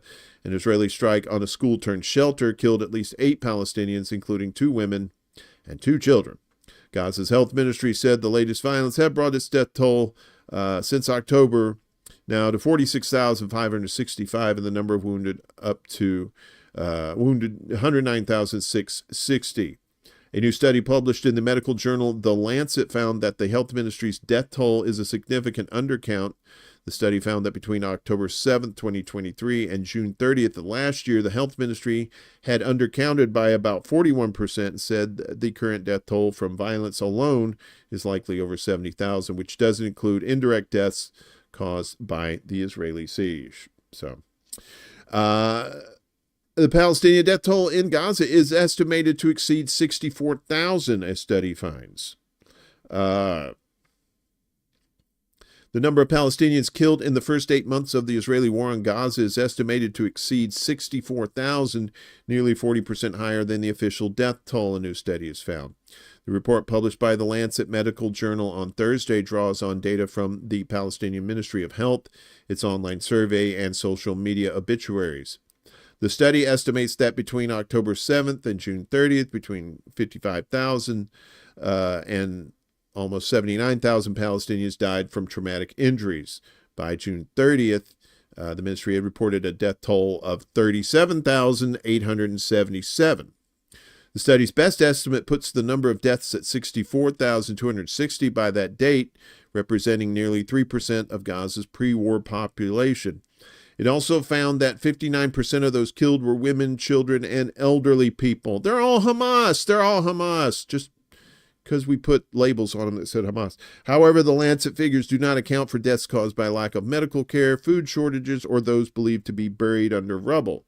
Earlier this week, the Palestinian Health Ministry reported that the death toll had surpassed 46,000, as we just said.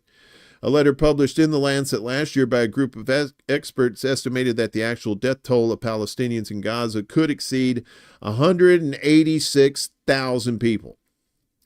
At that time, the official death toll, according to the Palestinian Health Ministry, was 38,153.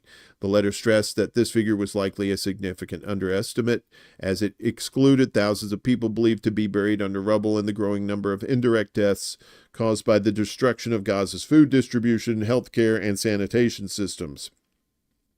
The total death toll is expected to be large given the intensity of this conflict. Destroyed healthcare infrastructure, severe shortages of food, water, and shelter, the population's inability to flee to safe places, and the loss of funding to UNRWA, one of the very few humanitarian organizations still active in the Gaza Strip, the letter said. The experts estimated that the number of bodies still buried under rubble likely exceeds 10,000. Probably more than that, I would imagine. Israel, they cracked down on everybody over there. All right, Jack, you have a great day. Take care of yourself, sweetie. So they're cracking down on their own people in Israel as Gaza peace deal protesters deal with these police amid Doha negotiations. Come on. Israeli police cracked down on hundreds of demonstrators in Tel Aviv on Saturday evening after they demanded a prisoner exchange deal with Hamas in Gaza. The Israeli newspaper Yedioth Ahronoth reported that large police forces dispersed the protesters on Begin Street. I think it's Begin, Menachem Begin, right? That's who it's named after. In front of the Ministry of Defense headquarters using stun grenades and skunk water. What the fuck is skunk water? Claiming that the peaceful protest was illegal. Additionally, Israeli state media reported that thousands of others participated in similar demonstrations in several areas, including Haifa and Karkar Junction, with the aim of pressuring the government to accept a prisoner exchange deal in Gaza and expressing general dissatisfaction with government policies regarding the war on the Palestinian territory. Families of captives held by Hamas and other Palestinian factions took part in the demonstrations, according to reports. These developments come amid several reports in Hebrew media of a very significant advancement in ongoing prisoner exchange negotiations between mediators acting on behalf of Israel and Hamas. And basically everything is so far has been agreed to, except Israel doesn't want the ceasefire. Or at least not a permanent ceasefire. Early on Saturday, the office of Israeli Prime Minister Fuckhead announced the dispatch of a delegation led by Mossad chief David Barnea and Shin Bet chief Ronan Bar to the Qatari capital, Doha, to continue negotiations. The paper quoted sources close to the talks who claimed that around 90% of the details of the potential deal have been agreed upon. The Israeli Hostages Family Forum welcomed this development, urging in a statement for the Netanyahu government not to waste the opportunity. Appealing to the Israeli delegation members, the statement read, "Do whatever it takes until the white smoke rises and return to the country with the awaited good news, a deal that ensures the return of all the abducted, every last one of them, the living to be rehabilitated, and the dead to be buried with dignity in their homeland."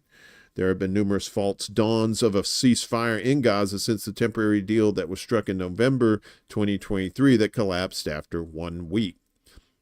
Hamas has on numerous occasions supported immediate ceasefires, most notably the one outlined by Joe Biden in May of last year. Israel, meanwhile, has continued its brutal assault on Gaza and refused to compromise on occupying the Palestinian enclave, particularly the Philadelphia corridor on the Gaza-Egypt border.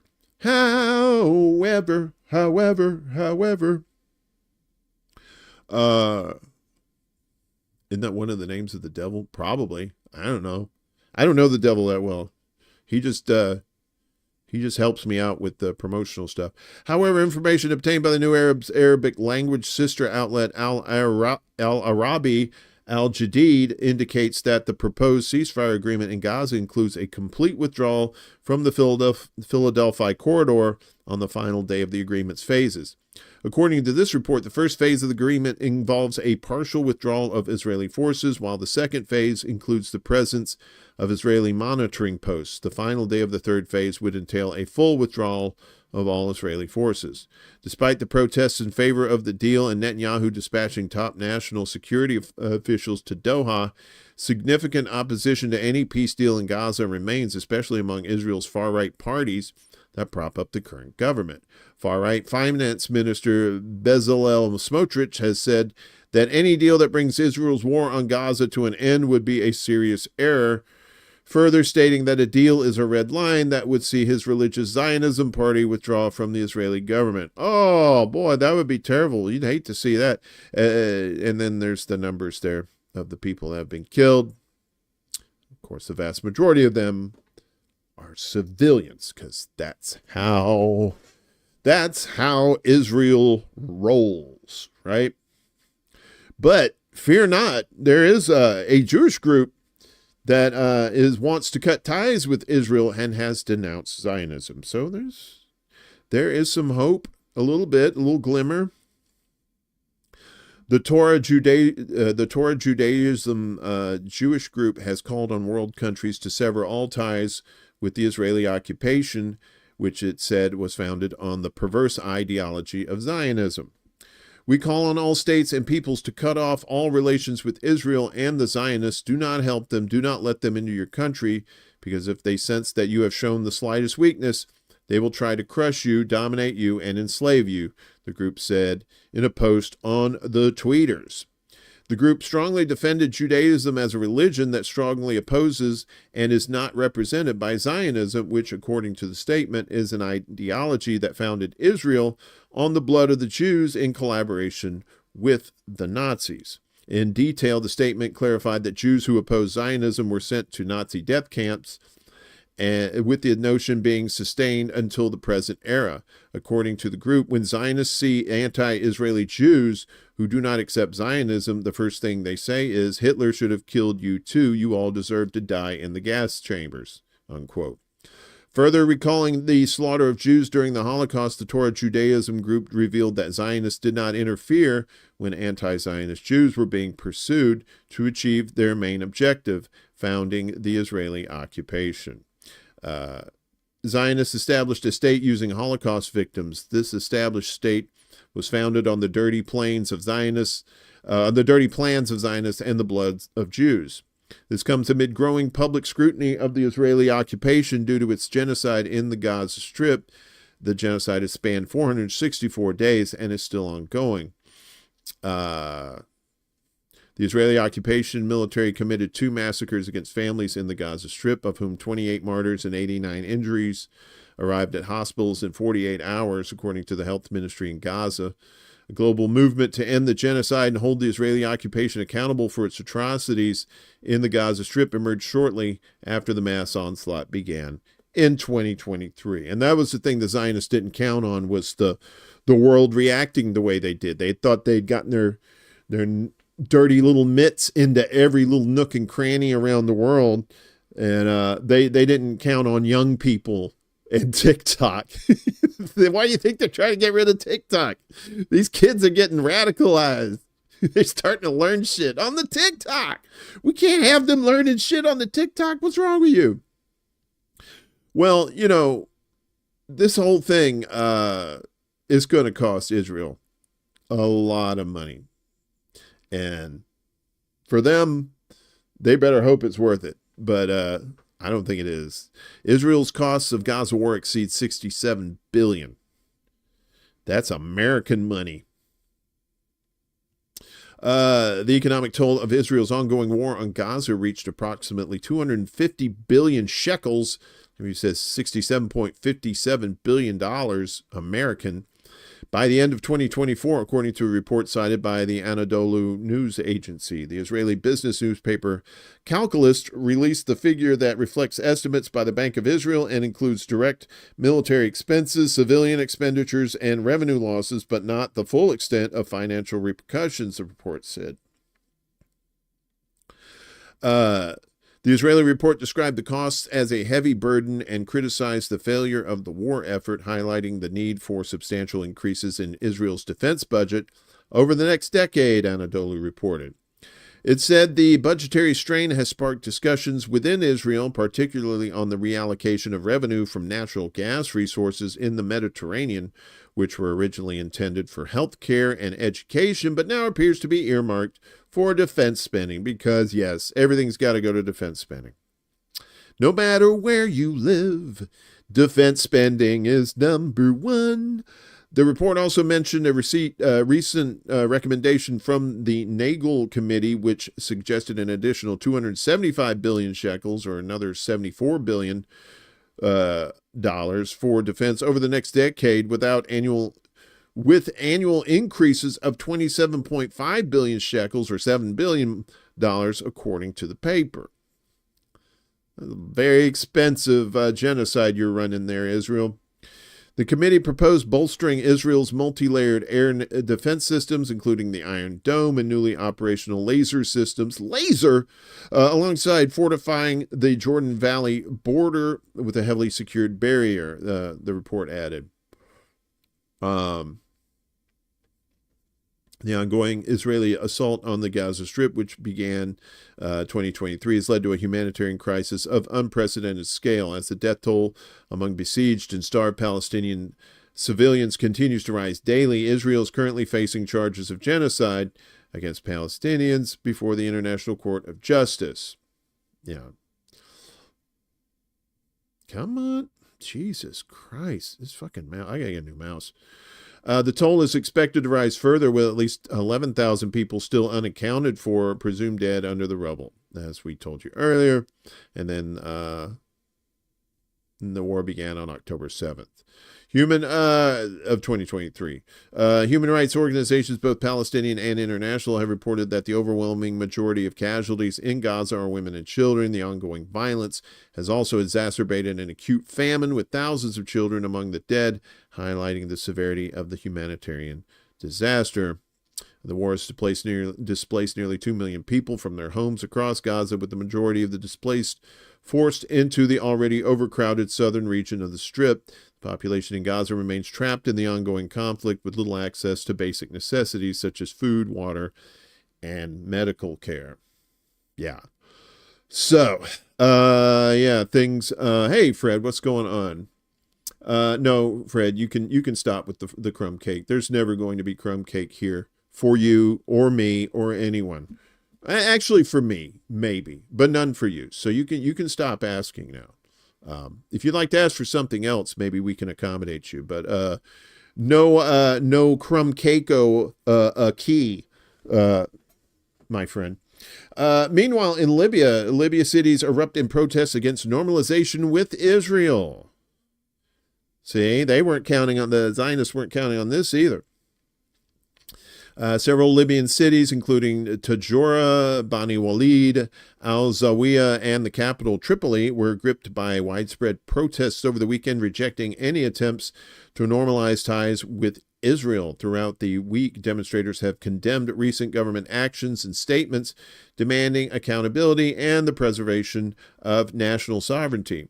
Protesters in Tripoli blocked the Bivi Road linking the capital to the east, burning tires and erecting barriers, causing severe traffic disruptions. Similar demonstrations erupted in Misrata, the hometown of Prime Minister Abdul Hamid Dibeibe, with citizens marching through the main square denouncing the government's stance. The uproar follows Foreign Minister Najila Al-Mangoush's admission during a televised interview that her controversial meeting with former Israeli Foreign Minister Eli Cohen in August 2023 had been prearranged by the Tripoli government. In the interview broadcast by Al Jazeera's 360 platform, Al-Mangoush said that the meeting came after contact and coordination between the Israeli side and the government of national unity, adding, "I was not a party to arranging the meeting's agenda. The government arranged it, and I delivered the message." Earlier this week, Middle East Eye reported that meeting between Mangoush and Cohen was a first for the two countries, as Libya does not have formal relations with Israel and does not recognize it. Al-Mangoush defended her actions, stating the discussions focused on the North African country's security and resources, not normalization. She also expressed solidarity with Palestine during the meeting, stating, "I informed Cohen about the Libyan people's point of view and our feelings in support of the Palestinians and rejection of the Israeli government's policies. Dbeibeh's government has faced increasing criticism, with protesters accusing it of betraying Libya's long-standing stance against Zionism and the occupation state." Oh, wait, they've had a long-standing stance against Zionism, and now they have an open-air slave market. I wonder how that happened. Although the prime minister temporarily suspended Al-Mangoush and denied support for normalization, he has dismissed the protests, claiming his opponents are manipulating public sentiment. And isn't that how it always is? Always manipulating public sentiment, just like here in the good old U.S. of A. How about finger sandwiches, Fred? You like finger sandwiches? Who doesn't, right? But made out of real fingers. And I'm not going to tell you whose fingers. But you can count on one hand who it is. So, meanwhile, Chad, the ruling party, wins majority in a controversial parliamentary election. Of course, because it has to be controversial. None of these elections can go right. Chad's governing party has taken the majority of seats in last month's parliamentary election that was mostly boycotted by opposition parties, according to provisional results. President Mahamat Idris Déby's party, the Patriotic Salvation Movement, has secured 124 of the 188 seats at the National Assembly, Ahmed Bartrik, head of the Electoral Commission, announced late on Saturday. The participation rate was put at 51.56%, which opposition parties said showed voter doubts about the validity of the contest. The December 29th election was presented by Déby's party as the last stage of the country's transition to democracy after he took power as a military ruler in 2021.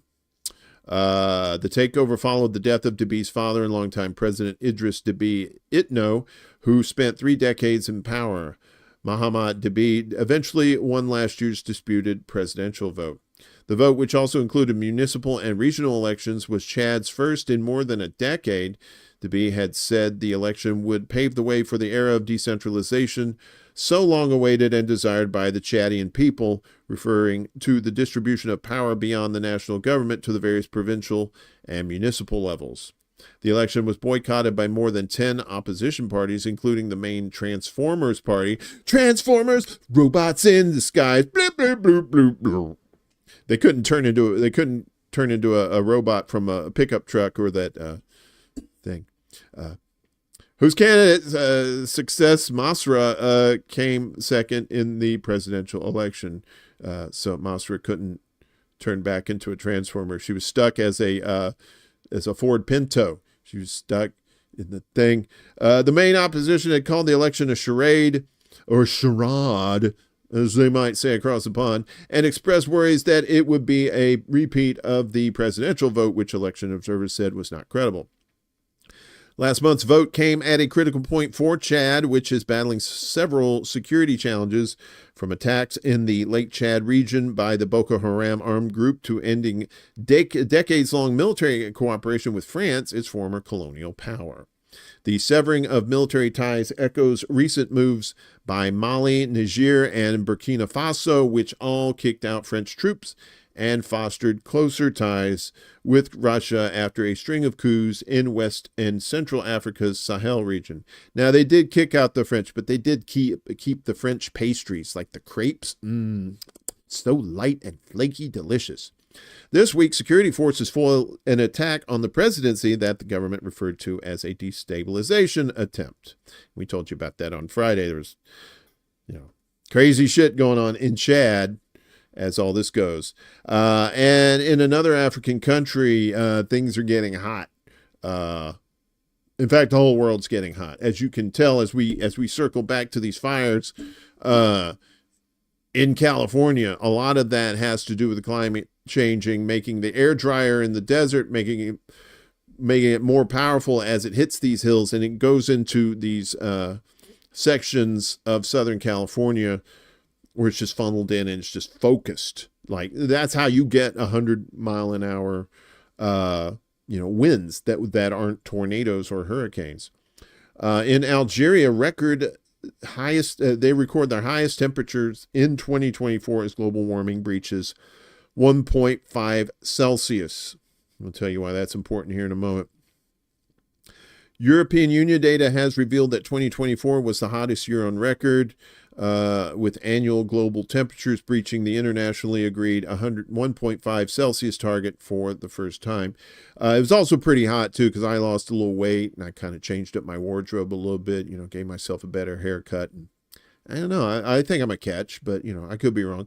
The average temperature in 2024 was 1.6 Celsius above pre-industrial levels, up by 0.01 Celsius on the previous year, which had also been the hottest year on record. Wow, every year is becoming the hottest year on record. How does that work?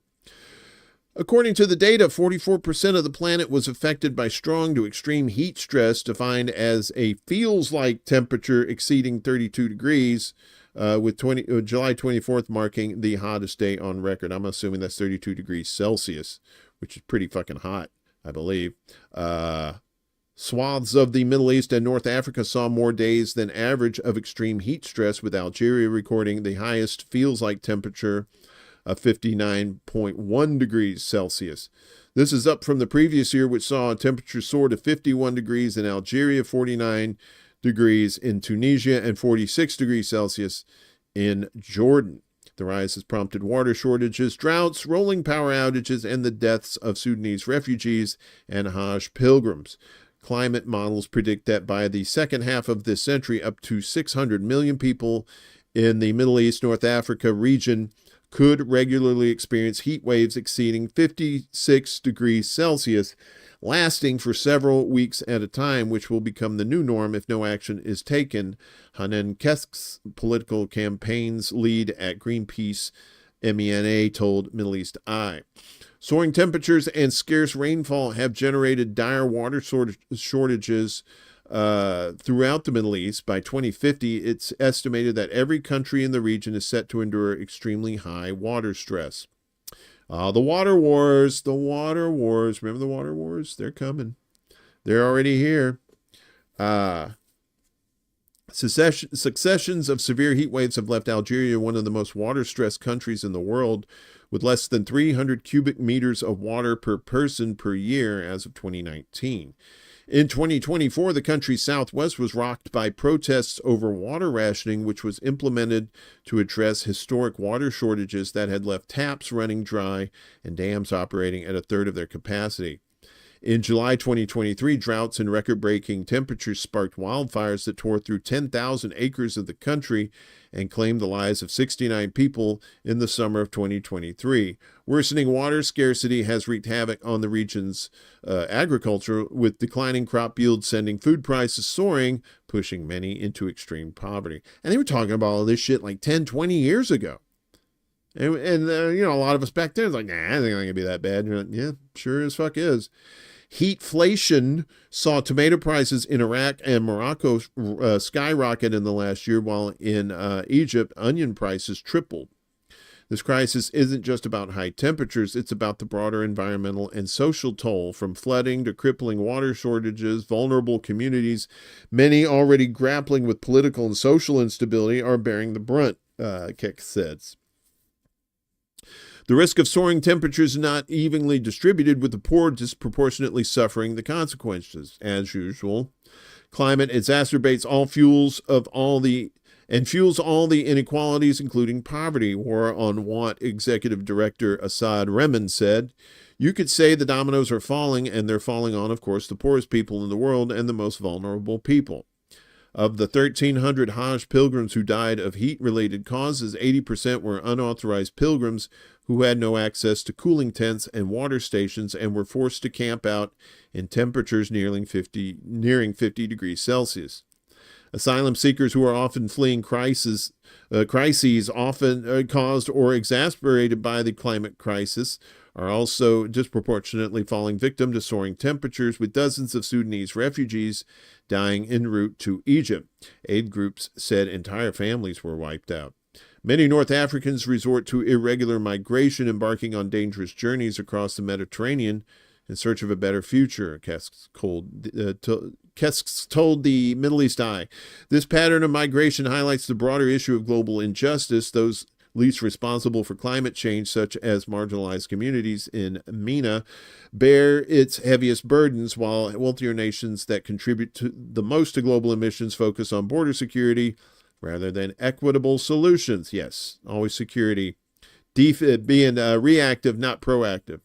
Last year's Global Climate Summit, COP29, saw fraught negotiations over climate finance. Developing nations called on rich countries to pay $1.3 trillion a year to help them decarbonize their economies and address the impact of climate breakdown. But the final pledge, which campaigners condemned as a betrayal, amounted to just $300 billion annually.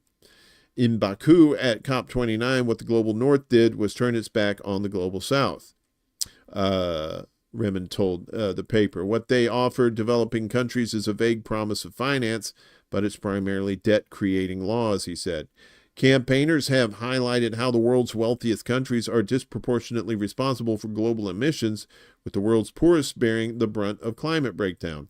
Although countries in the Middle East and North Africa contribute less than 5% of global carbon emissions, they are disproportionately impacted by climate change.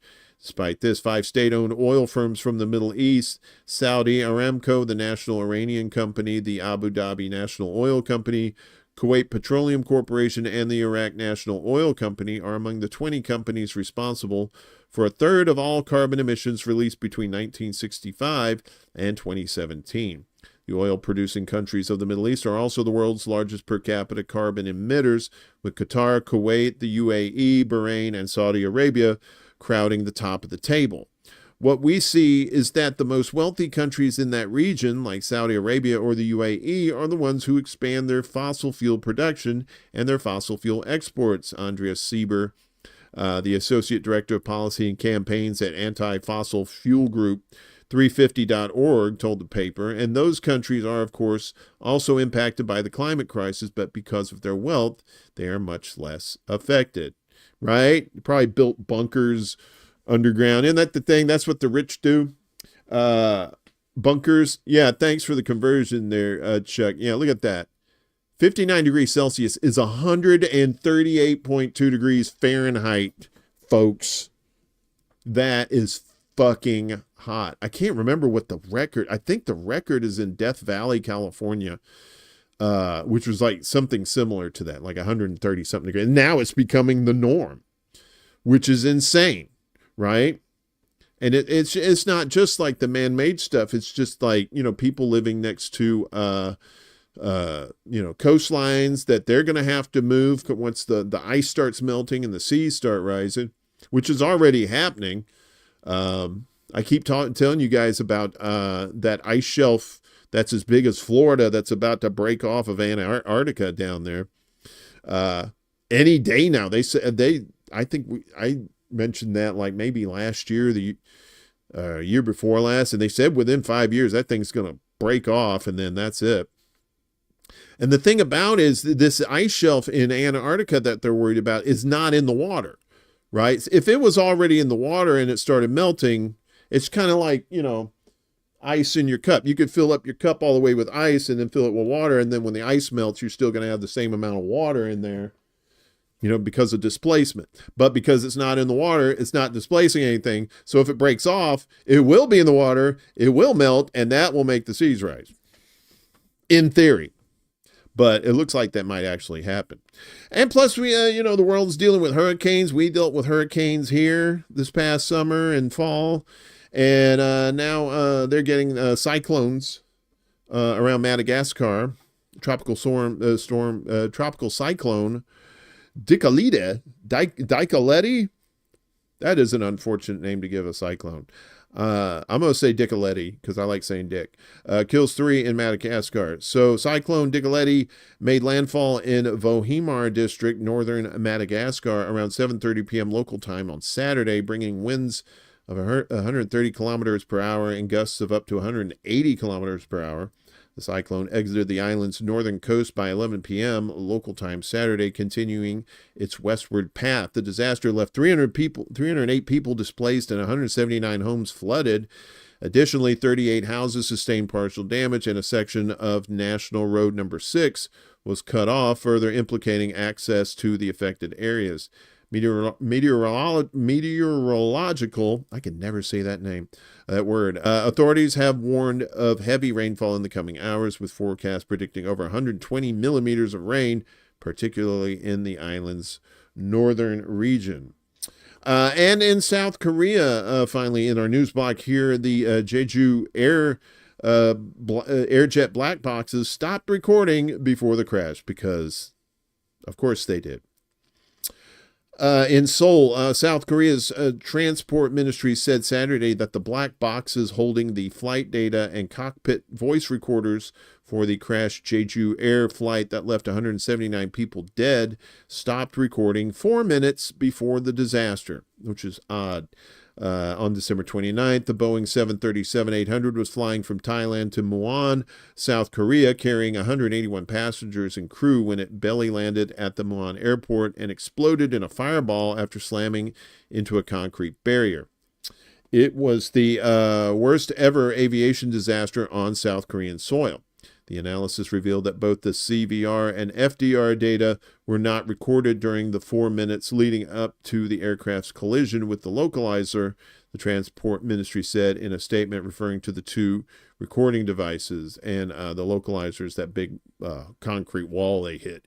The localizer is a barrier at the end of the runway that helps with aircraft landings and was blamed for exacerbating the crash's severity. The damaged flight data recorder had been deemed unrecoverable for data extraction by South Korean authorities, who sent it to the U.S. for analysis at the U.S. National Transportation Safety Board laboratory. But it appears that the boxes holding clues to the flight's final moments experienced data loss, leaving authorities trying to find out what happened.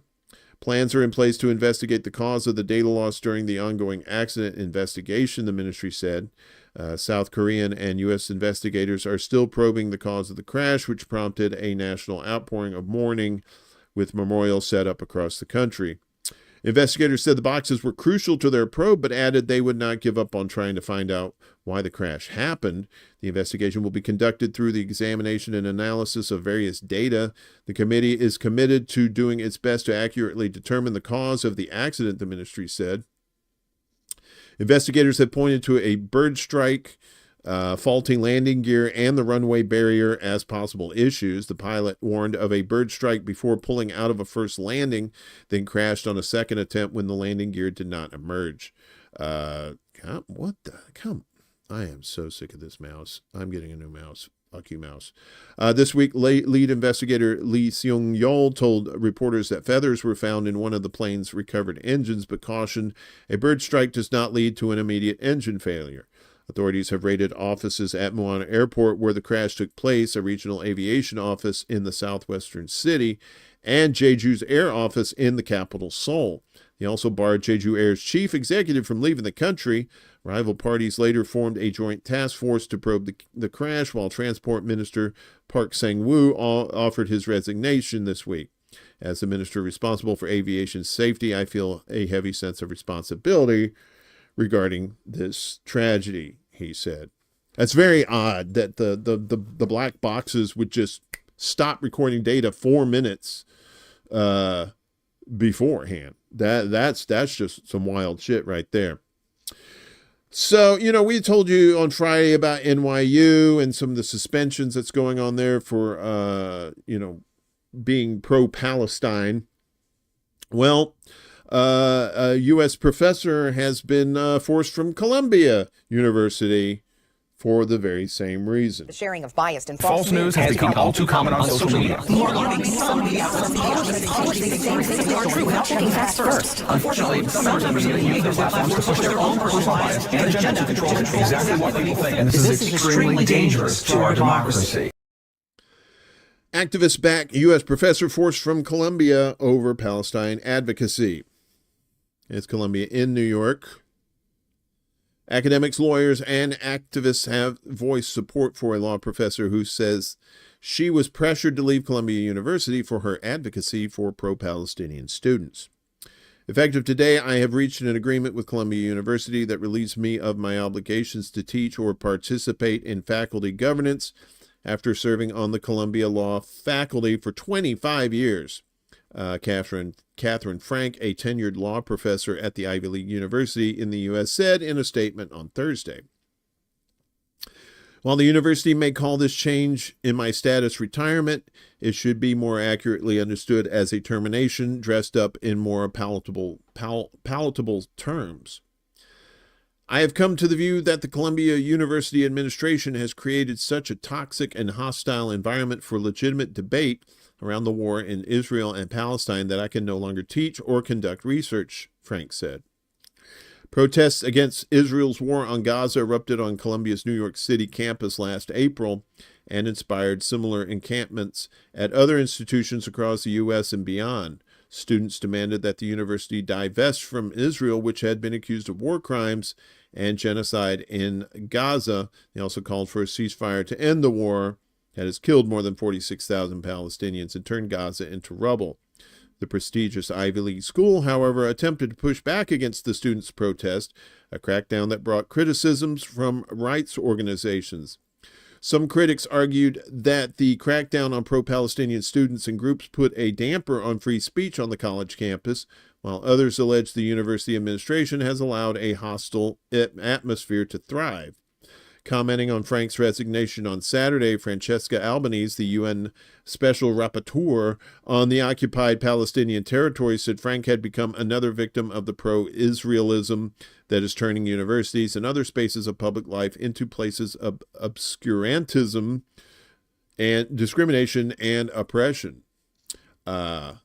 Yeah, a lot more than 46,000 for sure. On Sunday, Noura Erakat, a professor at Rutgers University and human rights lawyer, called the university's mistreatment of Professor Frank egregious.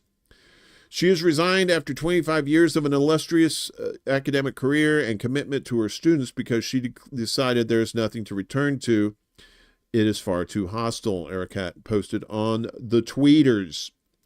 Todd Wolfson, the president of the American Association of University Professors, the AAUP, described Columbia's actions as truly shameful and said on Saturday that the AAUP stands with Professor Frank and against this repression of pro-Palestinian speech.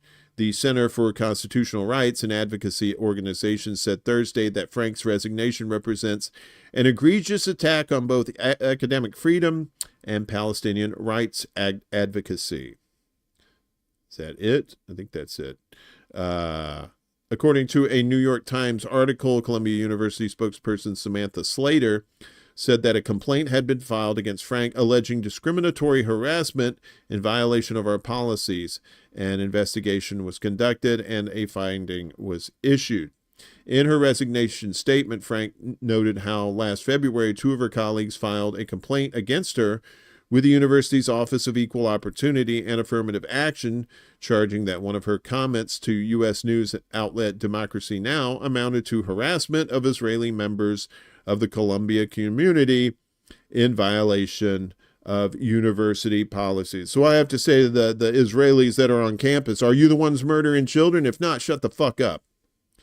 Shut the fuck up. In a January 2024 interview, Frank had spoken about the university's graduate program relationship with countries including Israel and said, it's something that many of us were concerned about because so many of those Israeli students who then come to the Columbia campus are coming right out of their military service. And they've been known to harass Palestinian and other students on our campus. As the investigation of complaints against the comment progressed, Frank said that in April last year, during a U.S. congressional hearing, Congresswoman Elise Stefanik Stefanik asked then Colombia President Minouche Shafik what disciplinary actions had been taken against Frank, who had commented on Israeli students on campus. Stefanik wrongly attributed the remark, "All Israeli students who served in the Israeli army are dangerous and shouldn't be on campus," to Frank. President Shafik responded, "I agree with you that those comments are completely unacceptable and discriminatory." President Shafik was aware at the time that Congresswoman Stefanik's summary of my comments was grossly inaccurate and misleading, yet she made no effort to correct the Congresswoman's deliberate mischaracterization of my comments, Frank said in her statement. Professor Frank says she faced harassment, including death threats, following the congressional hearing. Shafik, who was criticized for the handling of the students' protest, stepped down as the university president in August. Meanwhile, an external law firm was later hired to investigate Frank's comments last November and concluded that her remarks had violated the university's equal opportunity and affirmative action policies. Frank has said she has filed an appeal. Upon reflection, it became clear to me that Columbia had become such a hostile environment that I could no longer serve as an active member of the faculty, Frank said in her statement. Rather than defend the role of a university in a democracy in fostering critical debate, research, and learning around matters of vital public concern, Columbia University's leadership has demonstrated a willingness to collaborate with the very enemies of our academic mission. Yeah. So it still continues, and there's going to be more protests too. These kids are not going to back off. They ain't scared, and that's what scares the establishment. Meanwhile, in the Jenin camp, journalists tortured civilians under siege amid a Palestinian Authority crackdown. PA is just as bad as the IDF. Journalist Jara Khalaf has endured severe torture during his detention by Palestinian Authority security forces, according to his family and legal representatives. Khalaf was abducted 4 days ago from a public vehicle at a PA security checkpoint near Jenin refugee camp. Reports cited by Quds News Network indicate that he has been beaten by at least 10 officers and subjected to stress positions and hanging for 3 consecutive days. The Lawyers for Justice group confirmed Khalaf's detention is linked to his coverage of events in Jenin, accusing the PA of torturing him inside their prisons. Despite appeals for his release, the public prosecution in Jenin has denied the request and extended his detention for an additional 48 hours. In a statement, Khalaf's family expressed their anguish, saying, "We have tried to learn about his condition and location of detention, but no clear answers have been given."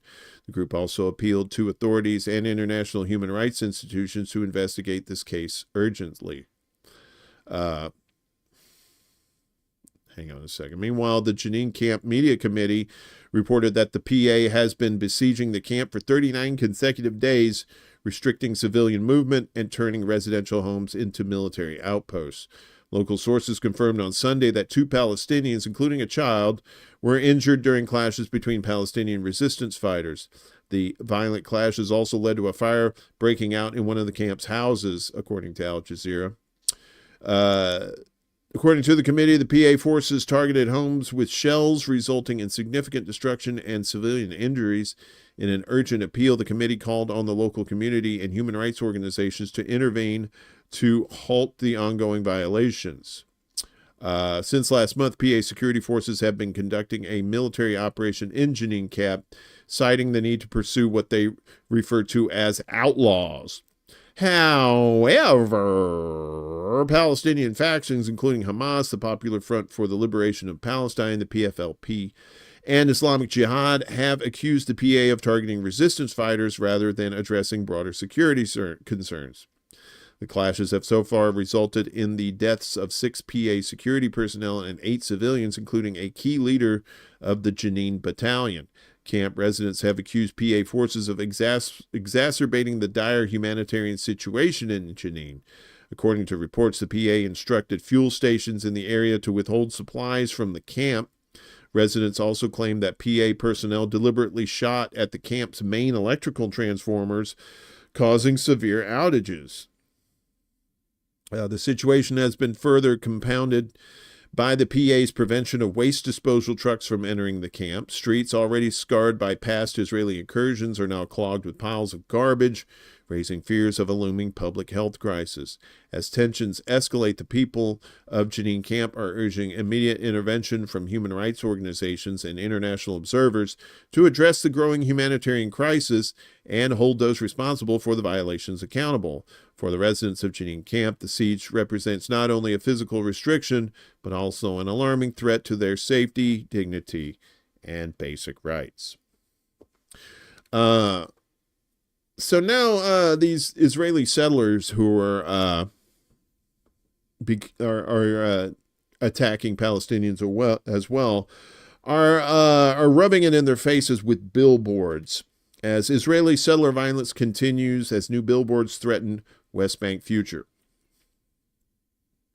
Israeli settler attacks in the occupied West Bank have injured several Palestinians and vandalized farmland as 2025 looks to be another hostile year for the West Bank's Palestinian population. A settler attack on the village of Yatma, south of Nablus, on Saturday saw confrontations between settlers and residents, with the intervention of Israeli soldiers leading to the use of tear gas and gunfire against residents, with one Palestinian being shot and injured by Israeli soldiers, according to Palestinian news agency Wafa. The Israeli military was quoted by Times of Israel saying that Israeli soldiers and border police deployed to Yatma after reports of a violent confrontation and is investigating the shooting. In addition to the attack on Yatma, several other incidents were reported by Wafa across the West Bank. This includes the storming of Hebron's old city by armed settlers under the protection of Israeli soldiers, and a settler raid against the village of Urus Aya, north of Ramallah, which led to 3 Palestinians being injured by rubber bullets fired by Israeli soldiers. In the village of Kisan, east of Bethlehem, 30 Israeli settlers attacked farming infrastructure, burning tents and livestock shelters, and assaulting Palestinian farmers. The attacks across the West Bank are a continuation of increased violence by settlers in the occupied territory, with the UN's Office for the Coordination of Humanitarian Affairs saying that OCHA, saying that 2024 marks the highest number of settler-related incidents in the West Bank since the office began keeping records nearly 2 decades ago. For the first week of 2025, OCHA reported that 18 Palestinians were wounded in attacks by settlers. Alongside renewed attacks in the West Bank, Israeli settlers have reportedly erected billboards across the occupied West Bank, warning that there is no future for Palestinians in the territory.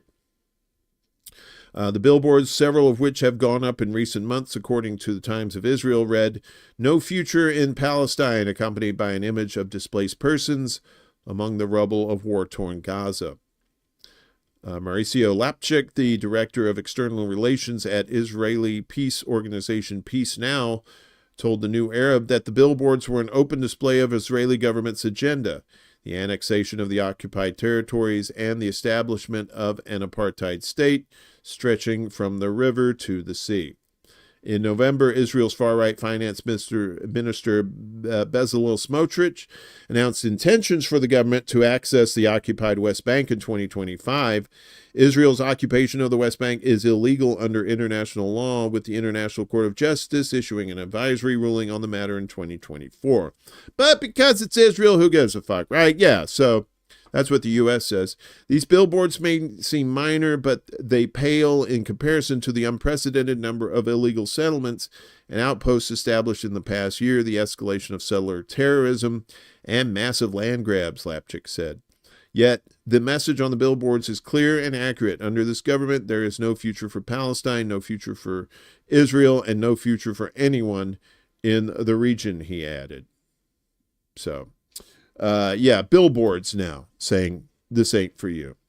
All part of the propaganda to get people, but nobody around the world is buying it, at least not anymore. In Moscow, they're declaring a media outlet a terrorist organization for the first time. The FSB, hang on a second. So Russia has designated the pro-separatist online news website Komi Daily as a terrorist organization. The website was added to the list of terrorist groups curated by the Federal Security Service, the FSB, in late December. The FSB classified Comey Daily as, or Commie Daily, is it Commie? Since it's Russia? I don't know. As a structural branch of the Free Nations of Post-Russia Forum, the FNRF, a pro-Ukrainian group that advocates for the breakup of Russia into dozens of statelets along ethnic and regional lines. The FNRF was banned as a terrorist organization by the Russian Supreme Court in November. The group's co-founder and chief organizer is Ukrainian businessman and activist Oleg Magaletsky. Ukrainian and EU officials, as well as Russian anti-government activists, often attend the forum's events. Founded in 2018 by journalist Valera Ilyanov, I'm going to say Commie because it's Russian. It's fun to say. Commie Daily describes itself as decolonial media about commie culture and identity. It is currently run by journalists Alana Pileva and Tanya Cheprova, both of whom are based outside of Russia. According to its mission statement, Commie Daily wants Russia's Northern Commie Republic to achieve sovereignty and roll back its ties with Moscow. The website has also made statements in support of Ukraine. Russia's media regulator, Roskomnadzor, has blocked access to Commie Daily's website and associated social media pages. Ilyanov has been fined for spreading misinformation about the Russian army and hate speech. In a statement on Saturday, Commie Daily denied any links to the FNRF. We will consult with human rights experts on the course of action, the publication wrote on Telegram, vowing to continue its operations. TikTok, as of next Sunday, will not be available to the United States. So they made the decision over the weekend that they didn't get the word from the Supreme Court on Friday, and so now they're just saying fuck it. We're just we're taking you out of the U.S. market. So, but expert says TikTok is paying a price for not being pro-Israel, and that's the real reason that they're going after TikTok. Social media platform TikTok is paying a price in the United States, where it has a huge follower base, because it has failed to follow the policies of the U.S. government on Israel's ongoing wars, an internet expert has said. Hossein Delirian, who also serves as the spokesman of Iran's National Virtual Space Center, said on Saturday that TikTok has been swimming against the tide in the U.S. by allowing posts and trends that have supported Palestine against an Israeli war on Gaza that started in October 2023. Delirian said the issue has definitely been a reason why the U.S. establishment has been seeking to outlaw the platform as part of an ongoing court proceeding. He said that unlike other major social media platforms, posts supporting Palestine on TikTok have significantly outnumbered those supporting Israel, adding that pro-Palestine posts have also attracted more likes and views. This means that TikTok has changed the media narrative in a way that harms America's interests, said the expert, adding that the U.S. authorities are specifically concerned about the spread of anti-Israeli sentiments among the Gen Z users of the platform and are trying to outlaw it over accusations that it may be used by the Chinese government for espionage. Bum, bum, bum. It's either the Russians or the Chinese, folks. Those are your boogeymen. And Hamas, Hezbollah, the Houthis, Triple H. The analyst said that TikTok's popular approach towards the war on Gaza has been in contrast with other platforms that have supported Israel and have even used their artificial intelligence tools to censor pro-Palestine posts or remove those criticizing Israel. That's why you got to spell Palestine and Israel with like funny letters and shit so the AI doesn't catch it. Delirian also referred to a recent report by the Washington Post, which indicated that Israel has been using AI tools to target and kill people in Gaza by analyzing their use of social media channels and groups supporting Palestine and its resistance groups. Yeah.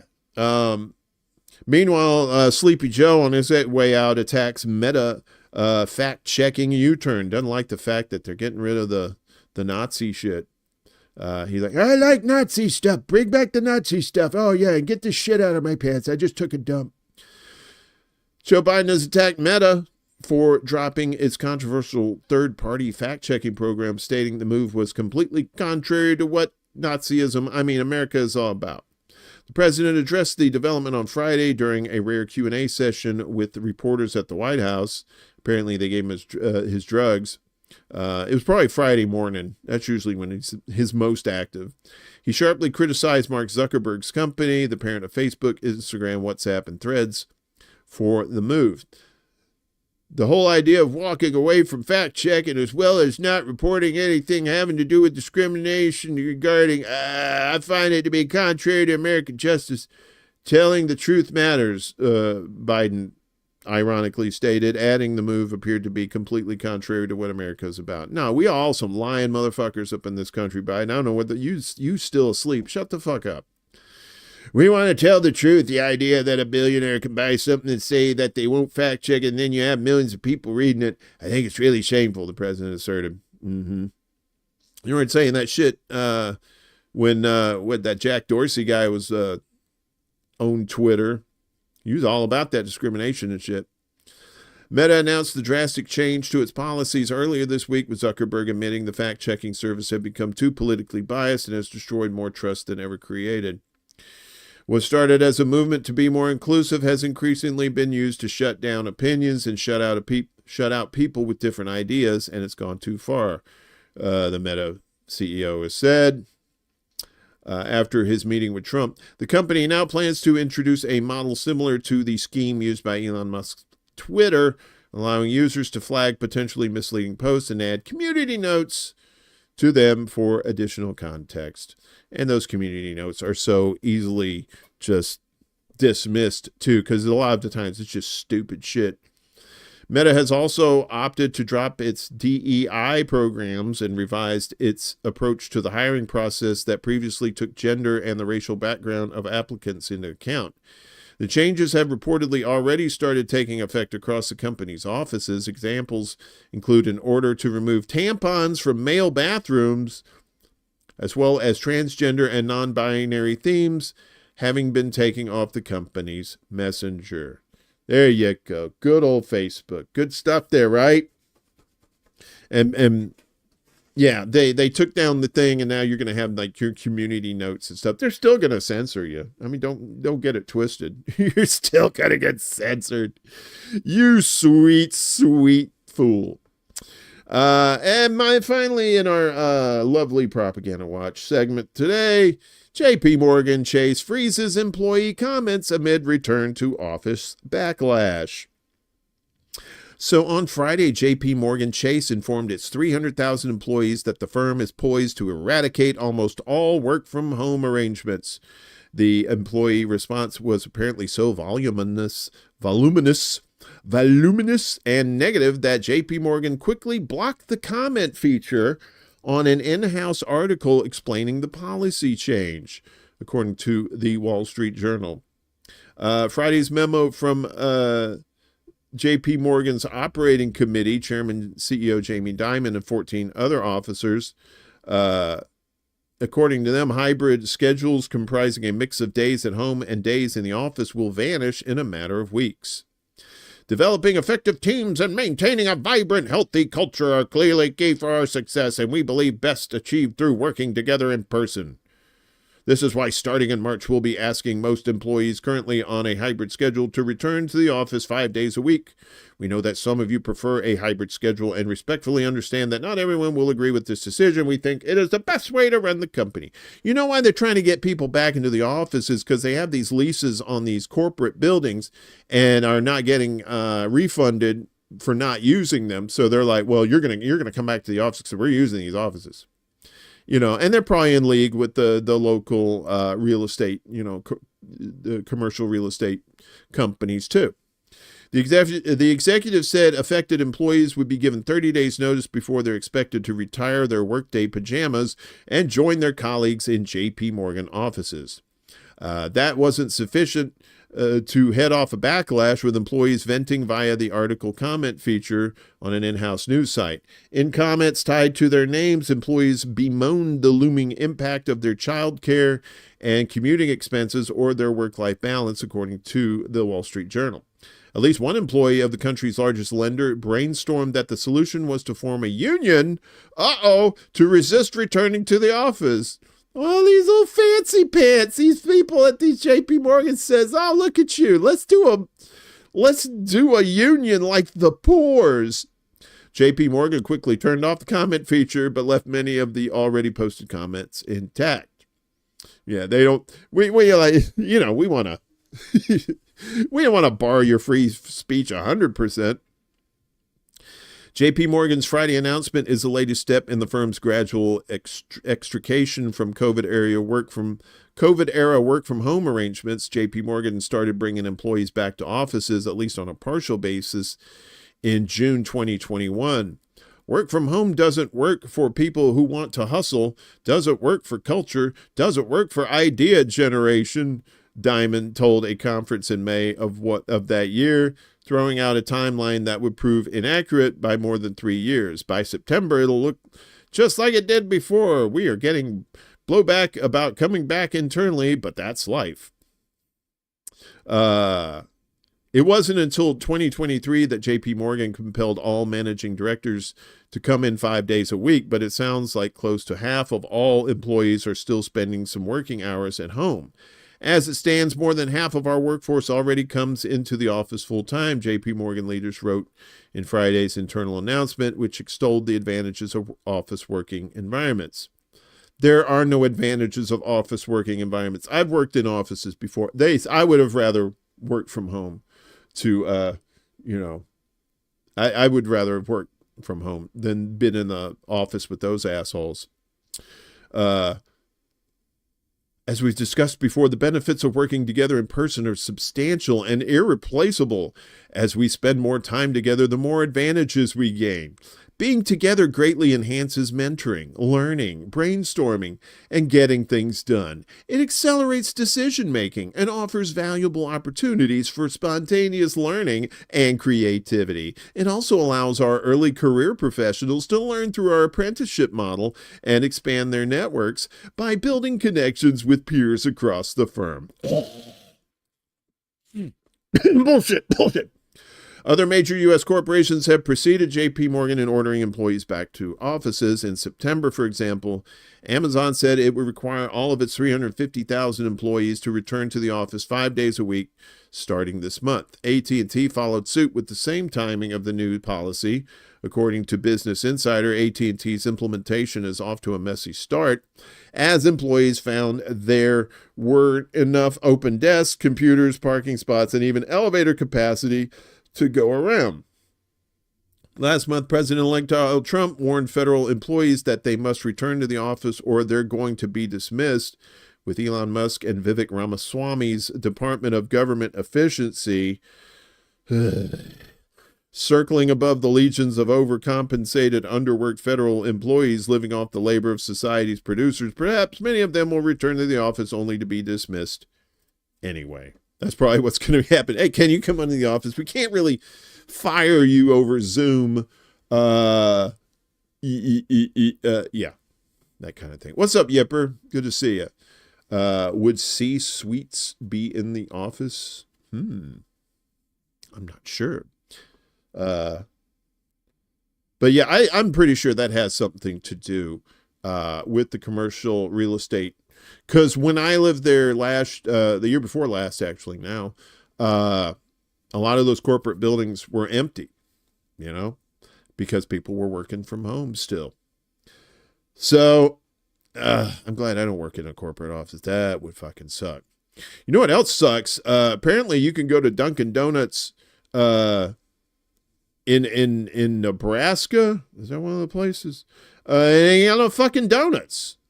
The hell, man! Look, somebody call Homer Simpson or a cop. I think this is a real job for a police officer, right? Some U.S. states not running on Dunkin' Donuts due to temporary supply shortage.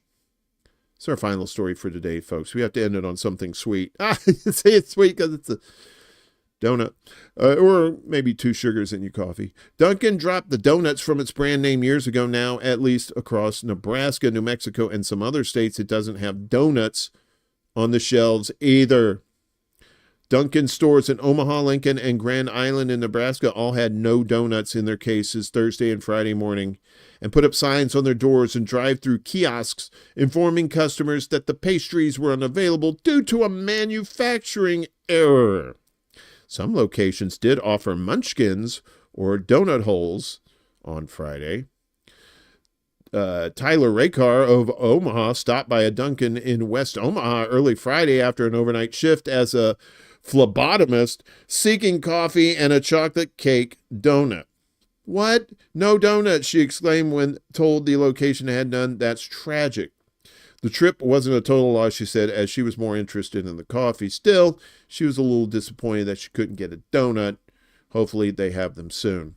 Throughout Albuquerque, New Mexico, and the surrounding suburbs, store after store confirmed there's a donut drought.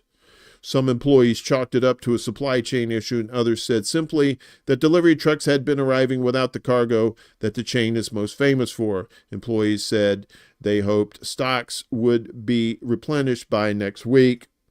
In other news, Burger King ran out of burgers, so they're just called King now. White Castle, the castle was repossessed by the bank, so now it's just called White, and now it's racist, and nobody wants to eat there. Wait, what? I made all that last part up. Don't listen to me. But do listen to me about this. We got people doing shows tonight. I don't know if Willie's in the chat. I think Willie's doing a show tonight at 8 p.m. Eastern, I think, maybe. Of course, you got Around the World with D and Friends tonight at 9 p.m. Eastern. Both of them on YouTube. I think Willie's also on Twitch. And D is on Facebook as well. And I don't know if Kevin's doing a show this afternoon. He did a show on Friday. He was kind of updating us what was going on with his situation. And again, let me shout out, if we can get some help for our buddy Chanda and for our buddy Kevin. Both of them have GoFundMe links in the description down below. So please help them out if you can, or at least share out the links to people who don't know and maybe can help out as well. So, because in both cases, it's going to be expensive for them to recover. So please help all our friends. We appreciate it. Anything else? It's Monday. I will not be doing a ExtraBulla Live this week because I will be on Willie's show on Wednesday on the Willie Bragg show. I don't think I've ever been on that show. I may have. I've been on a show with Willie before. He's been on my show a few times.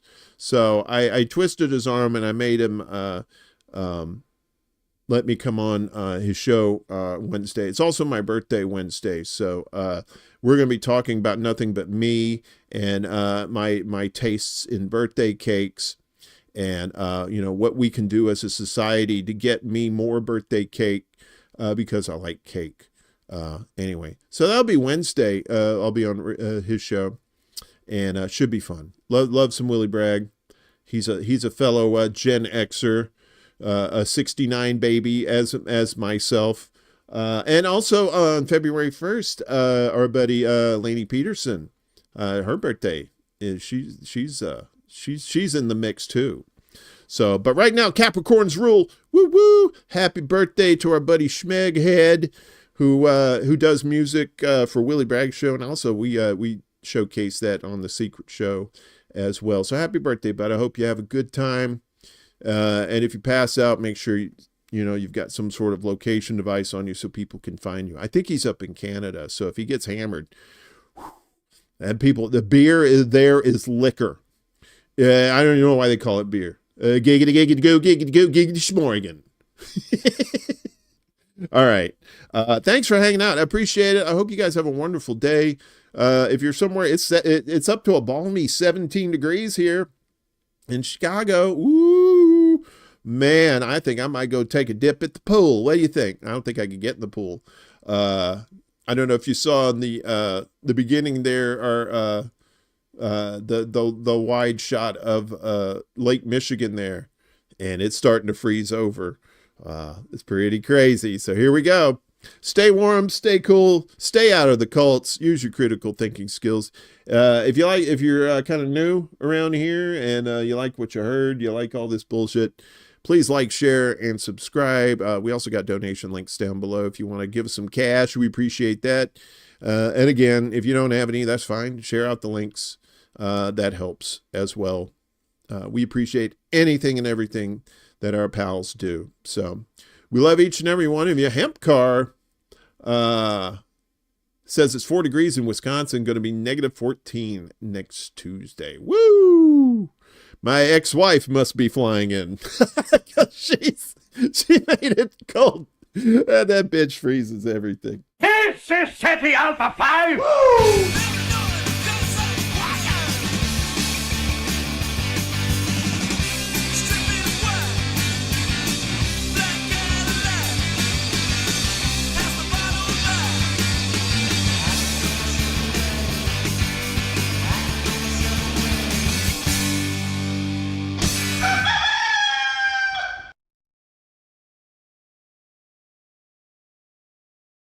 Soon.